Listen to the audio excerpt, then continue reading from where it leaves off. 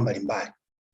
Lakini vile vile siku ya mwisho kwa maana tarehe 23 alipata fursa ya kufika kwenye mkutano wa 12 wa Frelimo kama mgeni mashuhuri, mgeni rasmi ambaye alipata fursa ya kuweza kuhutubia mkutano huo. Sasa kama ambavyo mlishuhudia pia viongozi hao wawili walipata fursa ya kushuhudia utiaji saini wa hati mbili ambazo zilisainiwa katika ziara hii. Moja ikihusu makubaliano kuhusu ushirikiano katika sekta ya ulinzi, na ya pili ilikuwa ni hati ya makubaliano kuhusu uratibu wa huduma za utafutaji na uokoaji. Lakini sasa nikitaka kuzungumzia kwa ujumla kwamba ni faida zipi sasa zinazopatikana kutokana na ziara ya Mheshimiwa Rais Samia hapa nchini Msumbiji. Kwa ujumla ziara hii imekuwa ni ya mafanikio makubwa na ina faida nyingi ambazo zitakuwa ni za manufaa kutokana na ziara hiyo. Kwanza ziara ya Mheshimiwa Samia Suluhu Hassan hapa Msumbiji imerejesha upya na kufufua upya mahusiano ya kindugu na kihistoria kati ya nchi zetu mbili, ambayo kama sote tunavyofahamu msingi wake ni nchi ya Tanzania kuisaidia nchi ya Msumbiji katika mapambano dhidi ya utawala wa ukoloni wa Mreno mpaka uhuru wa Msumbiji ulipopatikana hapo tarehe 25 Juni 1975. Na mapambano hayo kama tunafahamu pia yalifanyika chini ya uongozi wa aliyekuwa rais wa wakati huo hayati Mwalimu Julius Kambarage Nyerere, lakini pia aliyekuwa rais wa Frelimo hayati Eduardo Chivambo Mondlane. Sasa chini ya viongozi hawa kulifanyika juhudi kubwa ambazo ziliratibiwa katika mapambano dhidi ya ukoloni wa Kireno ambao hatimaye kuja kufanikisha upatikanaji wa uhuru hapo tarehe 25 Juni 1975. Lakini lazima pia niseme kwamba kwa sababu ziara hii imefanyika muda mrefu tangu ziara kama hii ifanyike hapo mwezi Oktoba 2015, ni wazi kwamba ziara hii ilikuwa na mvuto wa aina yake. Ilikuwa na mvuto wa aina yake na ilipokelewa kwa mtazamo ambao ulikuwa ni chanya. Watu waliweza kumpokea Mheshimiwa Rais kwa bashasha na furaha kwa sababu ya ukweli unaofahamika kwamba nchi ya Tanzania na nchi ya Msumbiji kweli zina uhusiano wa kindugu na wa kihistoria ambao ni wa muda mrefu. Lakini vile vile faida nyingine ambayo inatokana na ziara hii ni kwamba ziara imeweza kuimarisha mahusiano kati ya Chama cha Mapinduzi na chama cha Frelimo. Na hii ni kutokana na ukweli kwamba wakati wa ziara Mheshimiwa Rais Samia Suluhu Hassan aliweza kualikwa katika mkutano wa 12 wa chama cha Frelimo kama mgeni maarufu ambaye aliweza kutoa hotuba hiyo siku ya tarehe 23 Septemba. Na wakati Mheshimiwa Rais akitoa hotuba yake, wajumbe wa mkutano walikuwa wanaonyesha furaha kubwa kwa kumshangilia sana Mheshimiwa Rais wakati akihutubia. Kwa hiyo ni ishara kwamba mapokeo ya ujio wa Mheshimiwa Rais Samia Suluhu Hassan kwa hapa Msumbiji kwa kweli ni makubwa na yameweza kuonesha kwamba ziara hiyo kwa kweli imekuwa ni ya manufaa makubwa.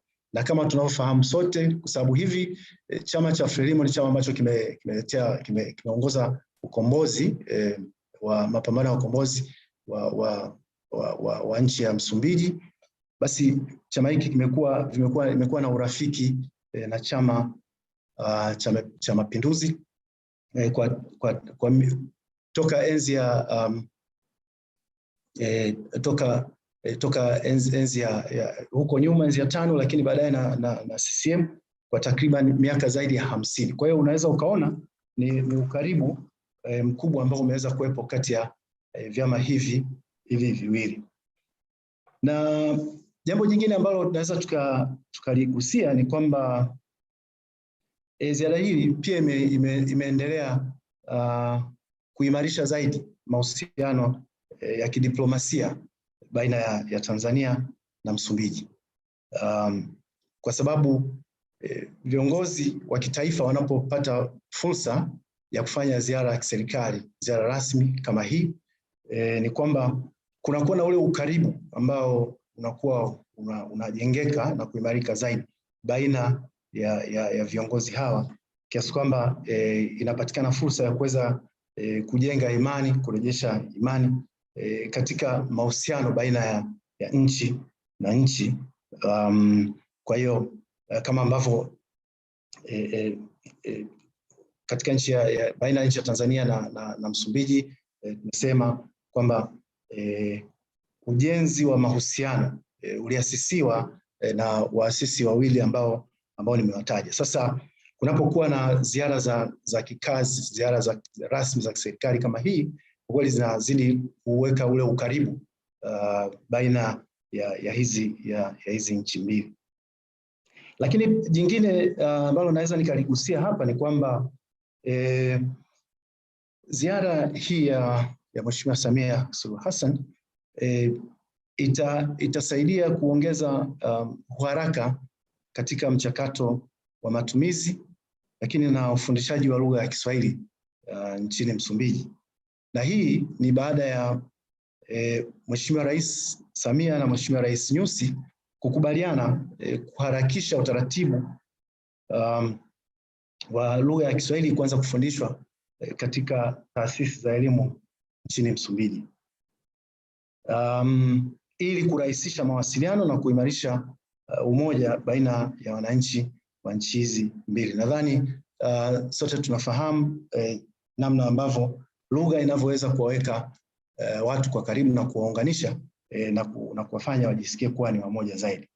Na Rais Samia pia ameahidi kuweza kupeleka wataalamu wa lugha ya Kiswahili, kuwaleta wataalamu wa lugha ya Kiswahili nchini Msumbiji ili kusaidia ufundishaji wa lugha hiyo kuanzia katika ngazi za shule ya msingi pale ambapo taratibu za uanzishaji zitakuwa zimekamilika na ufundishaji kuanza. Kwa hiyo kama ambavyo tunaweza kuona ni kwamba hiyo ni fursa ya kuongeza ajira kwa wataalamu na walimu wa lugha ya Kiswahili kutoka Tanzania. Lakini ziara hiyo pia imeweza kuwa na manufaa, kwa maana ya kwamba Mheshimiwa Rais Samia na Mheshimiwa Rais Nyusi walikubaliana kuharakisha mchakato wa kuhuisha au kufufua mpango wa kubadilishana wanafunzi wa elimu ya juu baina ya Tanzania na Msumbiji, kwa maana ya Tanzania Mozambique Students Exchange Program TAMOSE. Sasa kupitia mpango huu wanafunzi kutoka Tanzania walikuwa wanapata nafasi ya kuja kusoma elimu ya juu hapa Msumbiji, lakini pia wanafunzi kutoka Msumbiji walikuwa wanapata nafasi ya kwenda Tanzania kusoma katika vyuo vya elimu ya juu. Sasa kwa bahati mbaya mpango huu ulishaisha muda wake tangu mwaka 2015. Ni mpango ambao ulikuwa unafanyika kwa kipindi cha miaka mitano, kwa maana kwamba ulianza mwaka 2010 mpaka 2015. Sasa toka wakati huo kulikuwa bado taratibu hazijaweza kukamilishwa na kuweza kufufua na kuisha mpango huu mzuri kwa maslahi ya pande zote mbili. Sasa ziara hii imeweza kuja kuweka msukumo katika eneo hili ambalo hatimaye utekelezaji wake utafanyika.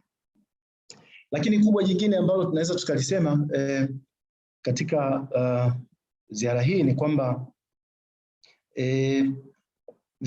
viongozi hawa wawili waliweza kukubaliana kuimarisha biashara kati ya Tanzania na Msumbiji, ambayo pamoja na kwamba nchi ya Msumbiji na nchi ya Tanzania zina mahusiano mazuri, mahusiano ya kidiplomasia, mahusiano ya kihistoria, mahusiano ya kindugu, lakini kwa upande wa shughuli za biashara na uwekezaji kidogo huku tumekuwa hatufanyi vizuri. Sasa viongozi hawa wamekubaliana kwamba kuwepo na msisitizo mkubwa ili kuhakikisha eneo hili nalo tunakuwa tunafanya vizuri, tuweze kuongeza biashara ambayo inafanyika baina ya Tanzania na Msumbiji, kwa sababu hapa inanukuliwa pia kwamba biashara hiyo kwa mathalan katika kipindi cha mwaka 2020 imeonekana kushuka kutoka bilioni 53 mpaka bilioni 46. Sasa ili kuweza kufanikisha basi mpango wa kuinua na kuongeza biashara,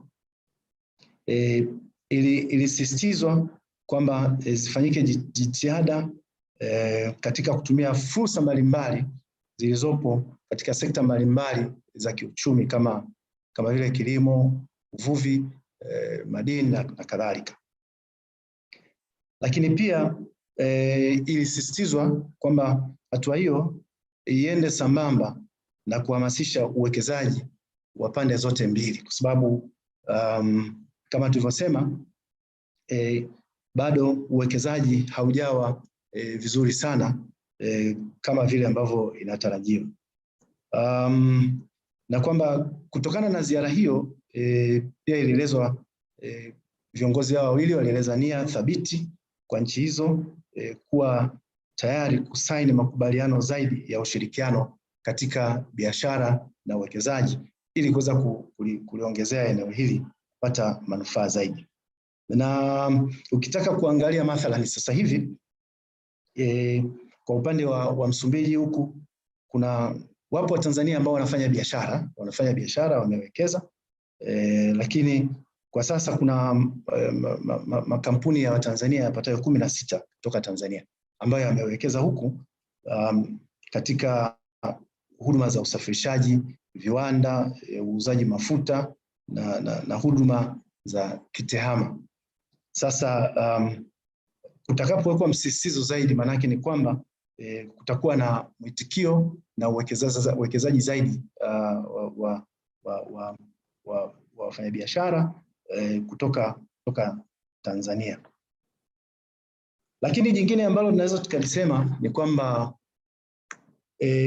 kwa kuwa Mheshimiwa Rais alivyokuwa hapa pia alipata nafasi ya kuzungumza na Watanzania ambao wanaishi na kufanya shughuli zao hapa Msumbiji. Basi kitendo hicho kiliweza kuongeza hamasa kwa Watanzania wanaoishi hapa kuwezesha kuwekeza na kushiriki katika shughuli mbalimbali za kiuchumi na maendeleo. Na katika mazungumzo ambayo Mheshimiwa Rais alifanya na Watanzania wanaoishi hapa Msumbiji ni kwamba aliweza kuwasisitizia wanadiaspora hao kuwa raia wema ambao ni raia wema kutoka Tanzania ambao wanaiwakilisha vyema nchi ya Tanzania, kwa sababu wao wanaakisi sura ya Tanzania kama nchi. Lakini pia akawa ametoa wito na kuwakumbusha utaratibu wa kuweza au kukumbuka kuwekeza nyumbani, kwa sababu serikali inatambua mchango wao na kuthamini mchango wao katika maendeleo ya taifa, na vile vile serikali kule huko nyumbani imeshaweka mazingira wezeshi ambayo yanasaidia katika shughuli mbalimbali za maendeleo ya kiuchumi kwa ujumla wake. Na katika mkutano huo wanadiaspora kwa kauli moja waliweza kumpongeza sana Mheshimiwa Rais Samia kwa kuliongoza vizuri taifa letu na kuweza kutumia muda wake kuifungua Tanzania kidiplomasia na kiuchumi katika mataifa mbalimbali duniani. Lakini pia kuhusu sekta ya nishati, ziara ya Mheshimiwa Rais Samia imeleta msukumo kwa nchi zetu kuharakisha mchakato wa mashirikiano katika eneo hilo. Nadhani mnafahamu kwamba katika eneo la nishati kidogo tumekuwa hatufanyi vizuri sana kimahusiano baina ya nchi hizi mbili. Kwa hiyo katika hotuba yake Mheshimiwa Rais Samia Suluhu Hassan alisema kuwa Msumbiji alisema kwamba Msumbiji wako mbele kwenye mradi wa gesi asilia kwa maana ya swala zima la utafutaji na kuweka mazingira mwafaka kwa ajili ya kuanza uchimbaji. Sasa katika hilo alisema kwamba Tanzania ina fursa ya kujifunza kutoka katika nchi hiyo namna bora ya kuendeleza shughuli nzima za mradi huo kwa manufaa ya taifa. Sasa kutokana na ziara hii ni kwamba matokeo yake ni kwamba ziara hii itakuwa ni chachu ya kuharakisha mchakato wa kusainiwa makubaliano ya ushirikiano katika sekta ya mafuta na gesi ili kuwezesha ushirikiano katika sekta, kwa sababu tayari sasa hivi kuna rasimu ambayo imeandaliwa katika eneo la sekta ya mafuta na gesi, lakini bado haijafikia hatima ya kuweza kusainiwa. Kwa hiyo ziara maana yake ni kwamba imeweka msukumo na kuweza kuwezesha kuhakikisha kwamba makubaliano haya sasa yanafikia mahala pa kusainiwa na kuanza kufanyiwa kazi. Lakini ziara hii pia imeweza kuimarisha ushirikiano katika sekta ya ulinzi kwa vile nchi hizi mbili zimekubaliana kushirikiana katika ulinzi wa mpaka baina ya nchi hizi. Nadhani tunafahamu pia kwamba nchi hizi mpaka uliopo baina ya nchi hizi una urefu wa kilomita takriban 800. Kwa hiyo kuna kila sababu ya kuweza kuhakikisha kwamba mpaka huu unaweza kuimarishwa na hasa ili kuweza kukabiliana na mashambulizi ya kigaidi. Lakini makubaliano pia yalikuwa ni kuendelea kushirikiana katika mapambano dhidi ya vitendo vya kigaidi ambavyo vimejitokeza katika nchi ya Msumbiji, hususan maeneo ya kaskazini mwa nchi na kuweza kusababisha vifo vya takriban zaidi ya watu 3,000 na watu wapatao takriban 950,000 wameweza kuyahama makazi yao na kuwa wakimbizi wa ndani. Kwa hiyo mapambano dhidi ya ugaidi ni swala ambalo limekuwa linatiliwa mkazo zaidi. Lakini pia ziara hii imetoa msukumo kuhusu utekelezaji wa masuala mbalimbali ambayo yalikubalika wakati wa mkutano wa tume ya pamoja ya ushirikiano ambao ulifanyika Dar es Salaam tarehe 22 na 24 Agosti 2022.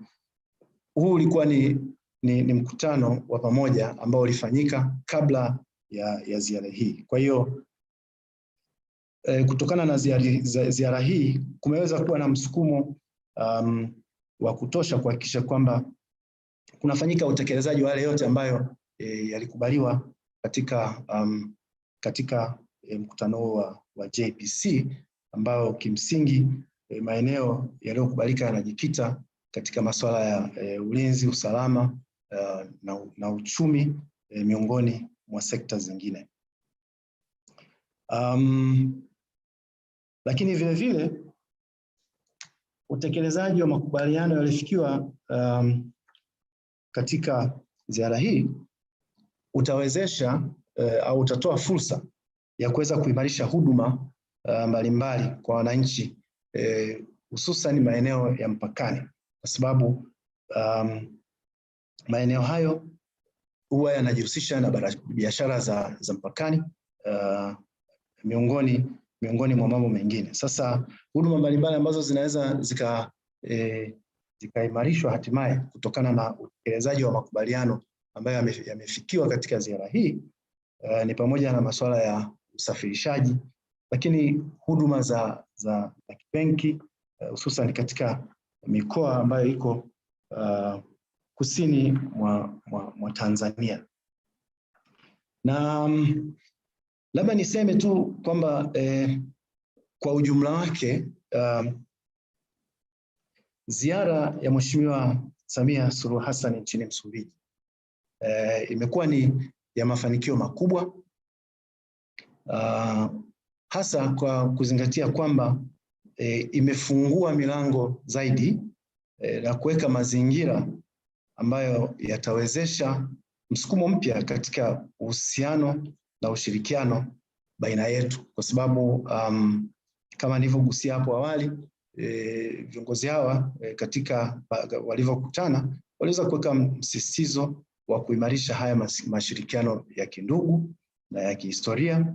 Kwa hiyo kwa namna hiyo ni kwamba kutakuwa na msukumo mkubwa zaidi katika utekelezaji wa haya majukumu, na hali hiyo itafanya ubalozi wetu sasa upate ushirikiano katika kutekeleza wajibu wake, kuhakikisha kwamba masuala yote sasa yaliyokubalika kwenye ziara hiyo yanatekelezwa kwa maslahi mapana ya nchi zetu, kwa maana ya Tanzania na Msumbiji. Kwa hivyo ziara nachotaka kusema ni kwamba imefungua milango na kuweka mazingira ambayo yatarahisisha utekelezaji wa majukumu yetu ya kibalozi, majukumu mbalimbali ya uwakilishi, majukumu mbalimbali ya kusimamia na kusukuma utekelezaji wa diplomasia ya uchumi kwa maslahi ya Tanzania na nchi ya Msumbiji. Lakini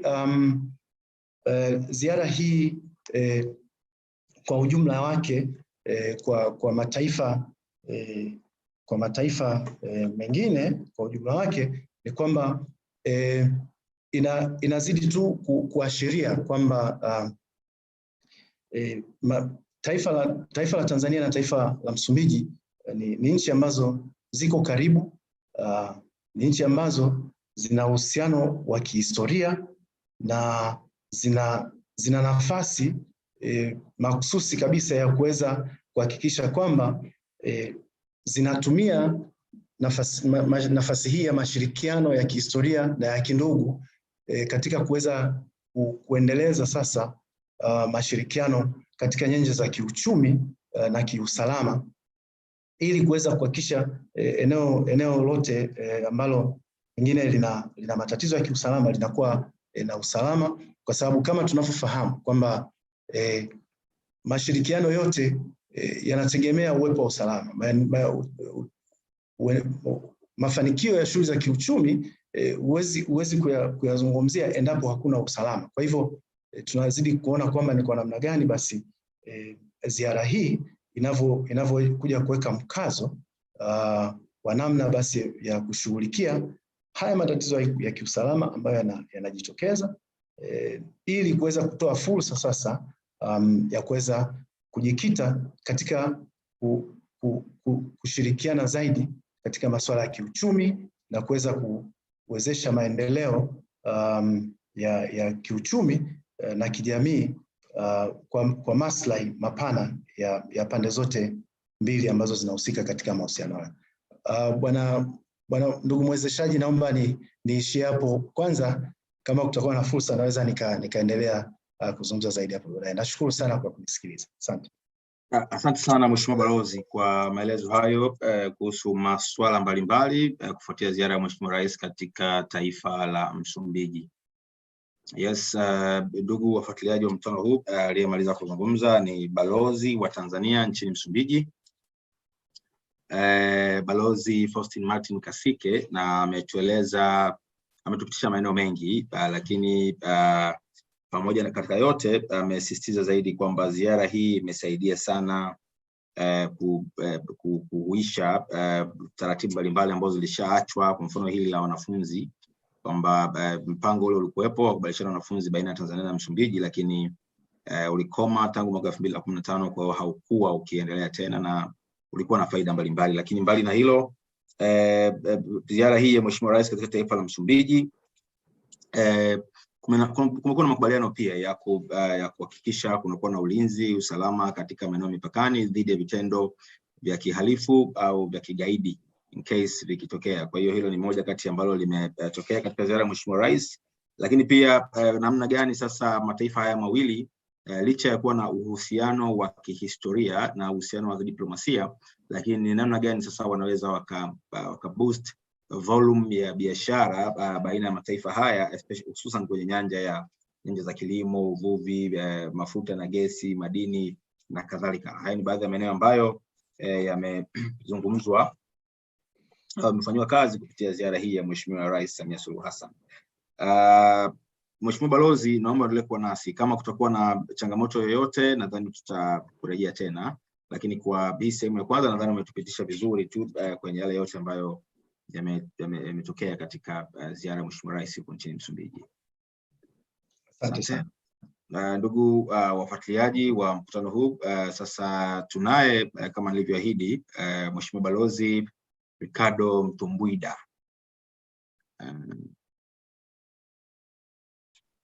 Yes. Mheshimiwa Balozi, habari za wakati huu? Habari nzuri kabisa, salama. Nashukuru sana. Tumefarijika kuwa na wewe. Asante sana. Yes, na matamanio yetu katika mkutano huu ni kutueleza wewe kama balozi ziara hii ya Mheshimiwa Rais wa Jamhuri ya Muungano wa Tanzania au kukutana kwa viongozi wa hizi nchi mbili kwa maana ya Msumbiji na Tanzania kumekurahisishia majukumu kiasi gani kama balozi ambaye uko hapa Tanzania kuwakilisha Msumbiji? Karibu sana balozi. Asante sana ndugu yangu. Kwanza awali ya yote tumshukuru Mungu kwa kutufikisha siku hii na mchana huu, asubuhi hii. Huku sisi Msumbiji, ujio wa Mheshimiwa Rais Samia Suluhu Hassan, yani kuitembelea Msumbiji, kulikuwa na faida nyingi sana katika nyanja za kisiasa, za kidiplomasia, za kiuchumi na vile kwa kijamii, sana kabisa kwa kijamii. Tukiangalia katika nyanja za kisiasa, kama alivyosema ndugu yangu au kaka yangu Mheshimiwa Balozi Kasike hapa Msumbiji, wote wanafahamu, wale waenzi zangu kama mimi, wanafahamu ya kuwa kwa kihistoria sisi wote wa Msumbiji na wa Tanzania ndio ndugu kabisa, ndugu wa kidamu, sio ndugu wa kusema tu. Yani ukienda pale Mtwara, ukienda huku kule Lindi, ukienda pale Ruvuma, hata vile ukielekea kule Arusha, ukielekea wapi Kilimanjaro, unawakuta wa Msumbiji. Hapa Msumbiji ukienda mahali popote unawakuta wa Tanzania, na wanajisikia kama wako nyumbani, wanajisikia wako nyumbani. Sasa ujio wa Mheshimiwa Rais Rais Samia Suluhu Hassan na kukutana na ndugu yake Mheshimiwa Filipe Jacinto Nyusi, kulikuwa na faida nyingi sana. Sidhani kama tutasema lote kama alivyosema ndugu yangu Kasika. Lakini kwa kisiasa nyinyi wote tunakumbuka ya kuwa mapinduzi ya Zanzibar wa Msumbiji walishiriki. Kuungana Tanzania na Zanzibar, Tanzania na Zanzibar, Tanganyika na Zanzibar, wa Msumbiji walishiriki. Wale waenzi zangu wanakumbuka wote. Sasa kushirikiana au kukutana kwa kwanza kwa waasisi wetu wa nchi zetu, kama vile aliyosema ndugu yangu Kasika, muasisi baba wa taifa Mwalimu Julius Nyerere miaka ya 60, kukutana na Eduardo Shivambu Mondlane na kumkaribisha pale Tanzania kuanzisha chama cha Frelimo. Kama unavyoona sisi tuko mkutanoni huku wa Frelimo, kuanzisha chama cha Frelimo na kupigana nao wale wakoloni. Tulikuwa mapambano yote haya tulikuwa pamoja. Sasa wakati ule na mpaka sasa, wakati ule, lakini kwanza niseme wakati ule wote sisi tulikuwa tunajisikia ukiwa Tanzania ndio uko nchini yako. Ukiwa hapa Tanzania unajisikia huko kama kule Tanzania. Sijui unanielewa, sijui unanipata vizuri. Sasa kulikuwa na wakati mmoja hapa katikati ambao mawasiliano hayo yalikuwa yanashuka. Sasa ujio wa Mheshimiwa Rais wa Tanzania hapa na hotuba yake aliyofanya, kama nilivyosema, ulikuwa msukumo mkubwa sana kwa mahusiano yetu, ushirikiano wetu wa kindugu na wa kidamu. Kwa kisiasa vyote tunaona milango vyote vimefungua. Ukarimu tuseme, ulikuwa unakuja tena katika sisi Tanzania na Msumbiji, au Msumbiji na Tanzania. Ukarimu wa viongozi hawa wawili, Mheshimiwa Rais Samia na Mheshimiwa Rais Philip Jacinto Nyusi, unakuwa kiongozi chetu ya uongozi. Yani tufikie mambo yote, tuseme huku kwetu Msumbiji. Sasa changamoto yetu kubwa sana ndio ugaidi, kama mnavyofahamu. Ugaidi, ndugu yangu Kasika alikuwa anasema usalama ndio kitu muhimu kabisa, na kweli. Sasa kulikuwa na wakati mmoja sisi huku Msumbiji tulikuwa tunajua sana magaidi wanaofanya machafuko hapa Tanzania, hapa Msumbiji, wanapitia huko Tanzania, wanaingilia kule, wanakuja huku Msumbiji. Sasa ndio lazima, nasema ndio lazima, ndio muhimu sana sisi wote tushirikiane. Sasa kulikuwa na wakati mmoja ambao ushirikiano wetu katika hizi nyanja za usalama ilikuwa unashuka kidogo. Sasa kuanzia sasa mbele, sisi na Watanzania na sisi tunakuwa kitu kimoja kupambana na ugaidi. Hicho ndio kitu cha kwanza. Yaani tulete nini? Tulete amani kwa nchi zetu zote. Tulete amani kwa Msumbiji, tulete amani kwa Tanzania. Tanzania idumu na amani yake, Msumbiji idumu na amani yake. Tunakuwa kitu cha kwanza. Kitu cha pili ndio kwa kidiplomasia. Tukiwa sisi ndio nchi, Msumbiji ndio nchi, kama vile wakoloni waliofanya kule katika Berlin, Ujerumani, kama mnavyofahamu, na Tanzania ilikuwa hiyo nchi. Sasa kwa kidiplomasia ndio lazima sisi tuseme kitu kimoja, tuelewane.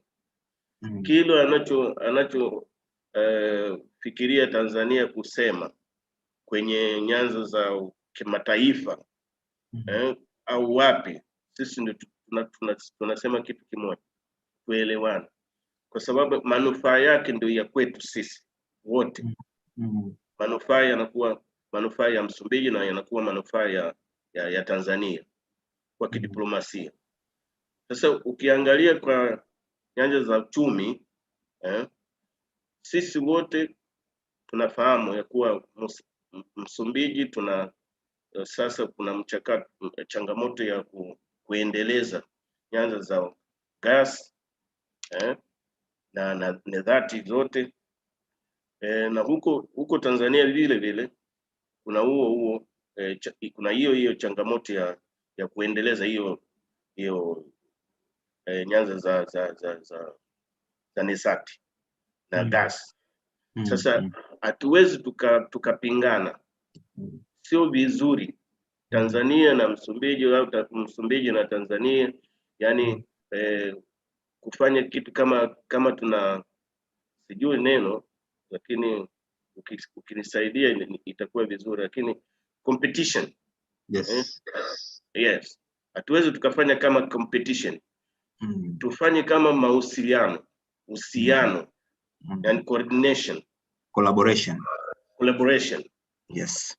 Na vile Mheshimiwa Rais Samia Suluhu Hassan alisema hapa Msumbiji kwa hiyo ziara yake, na kwenye ziara yake alisema wale wanao uwekezaji wa nchi za nje, multinationals, wanakuja hapa, yani wanatuona sisi kuwa kama vyombo vya kututumia. Sasa ukikumbuka sawa kitu kama hicho, ndio inakuwa muhimu Msumbiji na Tanzania tusikilizane. Sisi tuna gas. Sasa mwekezaji wowote ndio lazima asikilize nini mafanikio ya watu kwanza, watu wa Msumbiji, watu wa Tanzania yatakuwa yepi kwa ile exploitation ya gas, na wafanye uwekezaji katika matakwa yetu. Sisi sisi wenyewe tunachotaka kuifanya, tunataka maendeleo iendaje. Sasa tukiwa tunafanya kitu tofauti, Tanzania inafanya kitu chake, Msumbiji inafanya kitu chake, itakuwa nini? Itakuwa sababu, itakuwa shida. Tukisema kwa mambo ya kidiplomasia, lakini kwa kijamii hivyo watu wamefurahi sana hapa Msumbiji, wamefurahi kabisa kumuona Rais wa Tanzania anafanya ziara rasmi ya hapa, yani ya serikali ya kinchi kuja hapa, kwa sababu kulikuwa kunapita muda mwingi sana. Mwenzangu Kasika ameshasema hivi, siwezi nikarudia na uko muda tu. Kulikuwa unapita muda mwingi kabla Rais wa Tanzania atembelea Msumbiji, lakini unaona Rais wa Msumbiji ameshatembelea rasmi Tanzania mara nyingi sana, kama vile mara 3 hivi, unaona. Sasa tulikuwa tunasubiri kwa nini Rais wa Tanzania aweza katembelea Msumbiji ikiwa sisi ndio ndugu wa kidamu kabisa. Unaona ndugu yangu Kasika anacheka pa, unaona. Sasa ukijiuliza ya kuwa mafanikio yake yalikuwa hayo, yani kwa kijamii, watu wote, yani katika nchi nzima, unaweza unielewe kabisa, nchi nzima imefurahi kabisa muona Rais wa Tanzania anatembelea, kwa sababu ndio msukumo, ilikuwa fursa ya kudumisha undugu wetu, undugu wa kijamaa, wa kidamu. Hayo inakuwa jambo nzuri sana katika kijamii. Sasa ukienda katika mambo ya kisiasa, mambo ya kidiplomasia, mambo ya kiuchumi, ndio vile kama ndugu yangu Mheshimiwa Balozi Kasiki alivyosema. Nimeshasema ya kuwa siwezi nikayarudia, kwa sababu kunakuwa changamoto kabisa katika ubadilishaji wa wanafunzi katika taasisi za elimu hapa Msumbiji na kule Tanzania, huko Tanzania. Sisi tunaongea hapa, unaona kule Tanzania sisi tuna ile center, mnasemaje kwa Kiswahili, lakini ile Center for International Relations kule Changombe, sijui nasahau kidogo, lakini ile Center of International Relations ilikuwa imefungukwa na Frelimo. miaka 67, 68. Ndio lazima kwetu sisi Msumbiji tubadilishane wanafunzi. Inakuwa mpaka sasa yani kitu au taasisi inayo it belongs, yani ina belong sisi wote wawili, Tanzania, Msumbiji na Tanzania. Yes, inayomilikiwa na au taasisi ya upia. Yes. Yeah. Yani umiliki wake ungeweza kuwa wa sisi wawili. Naam. Nchi zetu mbili. Kama unavyofahamu, Tanzania sisi tuna makazi ya enzi za Frelimo kule Bagamoyo, kule Kongwa, kule hapo Dar es Salaam. Sijui nyinyi mko Dar es Salaam au mko Dodoma, sijui. Fahamu vizuri. Lakini Dodoma sisi tuna makazi yetu ya enzi za vita vya ukoloni, kule Dodoma, Kongwa, na kule Bagamoyo, hata Arusha na hapo Dar es Salaam. Sasa ndio inakuwa muhimu sana kwa kijamii, kwa kisiasa na kwa asili yetu kuya umiliki hayo makazi ya Frelimo. Sasa sijui nini kinachobaki, lakini nimeshaongea kwa ajili ya usalama kule mpakani. Sasa ndio tunakuwa pamoja. Ujio wa Mheshimiwa Rais hapa Tanzania, hapa Msumbiji, kulikuwa na makubaliano kabisa. Kunakuwa makubaliano. Na leo hivyo tunavyosema, tarehe 26. Kuna meeting, kuna mkutano wa pande zote mbili, yani kuhusika na hayo mambo ya usalama. Sasa ndio msukumo mkubwa ujio wa Mheshimiwa Rais hapa. Na kabla ya yote ndio undugu wetu uliopanda. Kuanzia kwa wale waheshimiwa marais Filipe Jacinto Nyusi na mwenyewe Mama Rais Samia Suluhu Hassan. Sidhani nina mengi ya kusema kwa sababu ndugu yangu Kasiki alifanya orodha nyingi na akaongea vizuri, na mimi namshukuru sana. Ndio hivyo. Asante sana Mheshimiwa Balozi Ricardo Mtumbuida, balozi wa Msumbiji nchini Tanzania, kwa maelezo hayo mazuri. Imani yangu ni kwamba wanaofuatilia mkutano huu watakuwa wameelewa sasa historia ya undugu, lakini pia umuhimu wa kudumisha undugu kwa mataifa yote mawili, kuanzia kwenye nyanja ya usalama, lakini pia kuweza kushirikiana vizuri katika kukabiliana na tatizo kubwa la Msumbiji ambalo ni magaidi, na tatizo la Msumbiji kutokana na undugu tulionao ni tatizo la Tanzania. Rahisi mtu kutoka Msumbiji kuingia Tanzania. Kwa kupitia sasa ziara hii na maamuzi hayo ya kushirikiana katika kukabiliana na vitendo vya kihalifu, nadhani ziara hii imekuwa na faida sana.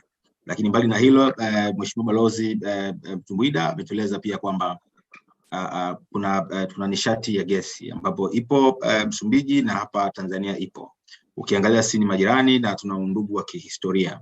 Sasa kuliko kushindana, wakati mwingine ni vema kushirikiana ili kuangalia sasa tuna capitalize wapi katika kuhakikisha kwamba tunavuna utajiri wa rasilimali hii ya gesi asilia. Hayo ni machache, lakini balozi wa Msumbiji nchini Tanzania ameeleza pia kwamba ni muda mrefu sana hakuna ziara rasmi ya kiongozi mkuu wa nchi ya Tanzania aliyeenda katika taifa la Msumbiji. Sasa hilo kidogo lilikuwa linazorotesha au linapunguza ule ushirikiano wa karibu au mahusiano mema yale. Na wao wakawa wanajiuliza ni lini rais wa Tanzania ataenda Msumbiji, kwani tayari rais wa Msumbiji ameshakuja Tanzania mara kadhaa. Sasa ziara ya Rais Samia imejibu swali hilo, nadhani ametueleza namna ambavyo watu wamefurahia kumuona mama yetu Mama Samia Suluhu Hassan anatembelea Msumbiji. Imeamsha, imekuwa na msukumo katika mambo mengi, na hata hivi leo kuna vikao vinaendelea katika mawanda hayo ya usalama. Asante sana Mheshimiwa Balozi Ricardo Mtumbwida, naomba endelee kuwa nasi. Baada ya wazungumzaji wawili watatu tutakuwa na nafasi nyingine tena kwa ajili ya kukazia hayo aliyosema au kuongeza lolote ambalo unaweza kuwa umelisahau. Asante sana Mheshimiwa Balozi Ricardo. Asante sana, asante kabisa. Asante.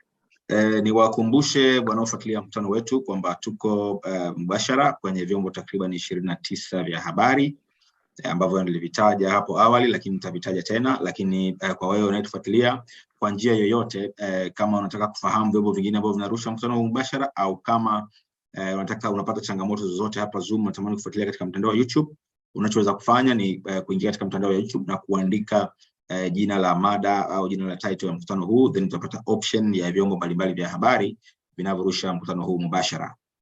Kama nilivyoahidi wakati naanza mkutano, nilisema kwamba tunatarajia kuwa pia na Mheshimiwa Naibu Waziri wa Mambo ya Nje na Ushirikiano wa Afrika ya Mashariki, ambaye wakati tunaanza bado nadhani kuna changamoto ilikuwa kwa upande wake, hakuwa amejiunga nasi. Lakini wakati anazungumza balozi wa Msumbiji nchini Tanzania, Balozi Ricardo, nilimuona Naibu Waziri wa Mambo ya Nje. Mheshimiwa Naibu Waziri, tafadhali kama unanisikia, nitaomba tufungue kamera ili tuweze kuongeza machache kwenye hali uzungumzwa na balozi wa Msumbiji nchini Tanzania, lakini balozi wa Tanzania nchini Msumbiji. Mheshimiwa Naibu Waziri, habari za wakati huu? Kuna ujumbe umekuja kwenye kifaa unachokitumia wa kuunmute. Yes. Habari za wakati huu Mheshimiwa Naibu Waziri? Habari nzuri sana, na ninaomba radhi kidogo kwa kuchelewa kujiunga. Naam. Kwa sababu nilikuwa katika ratiba ambayo imemaliza hivi punde. Naam, hakuna tatizo Mheshimiwa Naibu Waziri. Mheshimiwa Balozi Kasike alishazungumza kidogo, amezungumza Mheshimiwa Ricardo Mtumbwika. Tunakukaribisha na wewe kidogo kutoa overview ya ziara hii ya Mheshimiwa Rais nchini Msumbiji. Karibu sana Mheshimiwa Naibu Waziri. Kwanza nichukue fursa hii kuwashukuru sana kwa kuandaa mjadala huu ambao ni muhimu sana kwa kweli. Naam. Labda sijui wenzangu walionitangulia, nimemsikia kidogo Mheshimiwa balozi wa Mozambiki nchini Tanzania alipokuwa akitoa maelezo yake, na kwa kweli ametoa maelezo mazuri sana.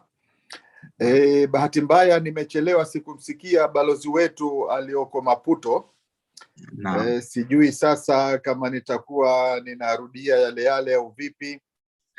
Mheshimiwa Naibu Waziri, labda kabla hujaendelea, samahani nimekukatisha hapo. Mheshimiwa, labda nikupe summary fupi tu ili uangalie namna gani utaliweka. Mheshimiwa Balozi Kasike amezungumzia maeneo mawili kwa kiasi kikubwa. Eneo la kwanza alilozungumzia ni faida za jumla ambazo ziara hii ya Mheshimiwa Rais imekuwa nazo, lakini pia ushiriki wa Mheshimiwa Rais katika shughuli mbalimbali nchini Msumbiji, ambalo kwa kiasi fulani tulitamani pia na wewe uzungumzie eneo hilo kwa namna yako. Na eneo jingine ambalo Mheshimiwa Balozi Kasike amelizungumzia ni namna gani sasa ziara hii inakwenda kurahisisha utekelezaji wa majukumu ya kibalozi au majukumu ya ubalozi wa Tanzania nchini Msumbiji. Kwa hiyo kwa sababu bado subject matter ni ziara, tunakukaribisha Mheshimiwa Naibu Waziri uzungumze katika namna yako au katika namna ulivyochukulia. Ninakushukuru sana. Mimi basi niongelee kidogo kuhusiana na mahusiano na ushirikiano kati ya Mozambiki na Tanzania. Na kabla ya ziara hii viongozi wetu waliagiza kwamba tufanye mkutano wa tume ya kudumu ya pamoja JPC kati ya Jamhuri ya Muungano wa Tanzania na Jamhuri ya Msumbiji. Kama tunavyojua kwamba hii mikutano ya ushirikiano ni muhimu sana katika kukuza na kudumisha uhusiano wa nchi hizi mbili. Bahati mbaya muda mrefu kidogo hii tume ya kudumu ya pamoja ilikuwa haijakutana, lakini hivi juzi ilikutana kuanzia tarehe 22 mpaka 24 August, na ulifanyika jijini Dar es Salaam, Tanzania. Mkutano huu wa pamoja ulikuwa ni mkutano wa 15. Imeanza miaka mingi nyuma, na huu ulikuwa ni mkutano wa 15, mkutano wa tume ya kudumu ya pamoja JPC kati ya Jamhuri ya Muungano wa Tanzania na Msumbiji. Na kwa sababu mkutano huu ulijadili masuala mbalimbali, na masuala hayo ni masuala ya mambo ya nje, masuala ya ulinzi, masuala ya usalama, na masuala ya mawasiliano, mambo ya uhakiki wa mipaka, biashara, viwanda, maliasili, utalii, afya, kilimo na madini.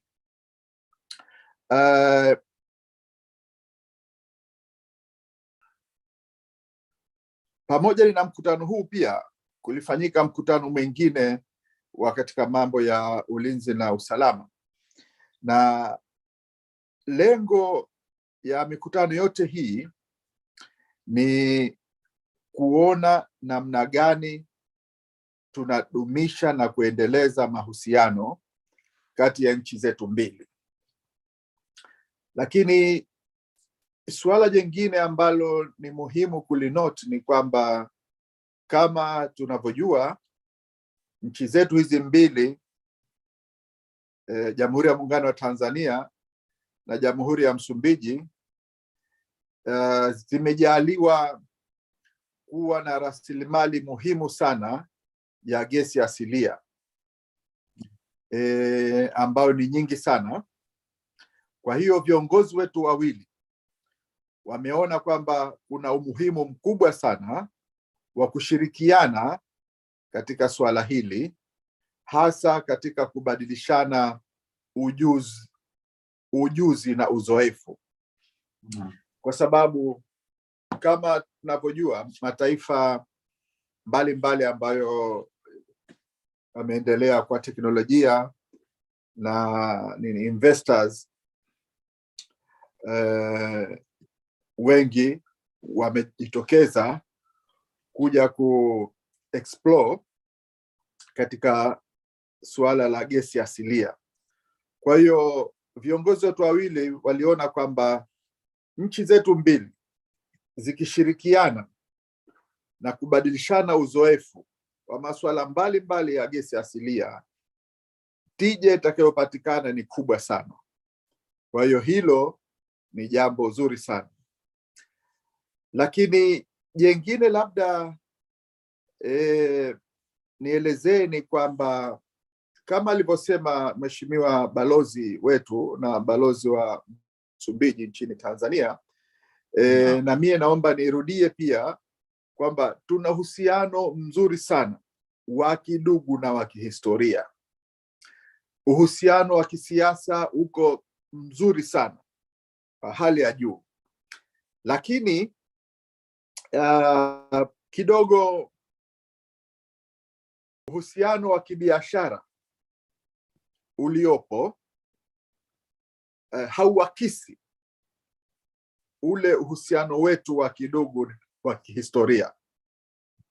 Sijui kama nimefahamika hapa. Nikufahamu mheshimiwa. Kwamba tuna uhusiano mzuri sana, uhusiano wa kidugu na wa kihistoria, na uhusiano wa kisiasa ni mzuri sana. Lakini takwimu zinaonyesha kwamba kuna haja ya kuongeza, au takwimu zinaonyesha kwamba biashara kati ya nchi zetu mbili bado haijawa ya kuridhisha. Kwa maana nyingine ni kwamba uhusiano wetu wa kidugu na wa kihistoria na uhusiano mzuri wa kisiasa uliopo hauakisi uhusiano wa kibiashara. Kwa hiyo kuna umuhimu mkubwa sana wa kuongeza ushirikiano na uhusiano wa kibiashara kati ya nchi zetu mbili. Na tuna mambo mengi sana ambayo nchi zetu mbili zinaweza kushirikiana na kuongeza ule urari wa biashara kati yetu. Labda ningali malizia hapo tu kwanza. Asante sana Mheshimiwa Naibu Waziri, mabruk kwa maelezo hayo. Najua umepata changamoto kidogo kwa sababu ya tayari waliotangulia kuweza kujua wamezungumza nini moja kwa moja, lakini haya uliotueleza nadhani ni ya msingi sana. Kwanza Mheshimiwa Naibu Waziri ametueleza kuwepo kwa mkutano wa tume ya kudumu ya pamoja ambao ni mkutano wa 15.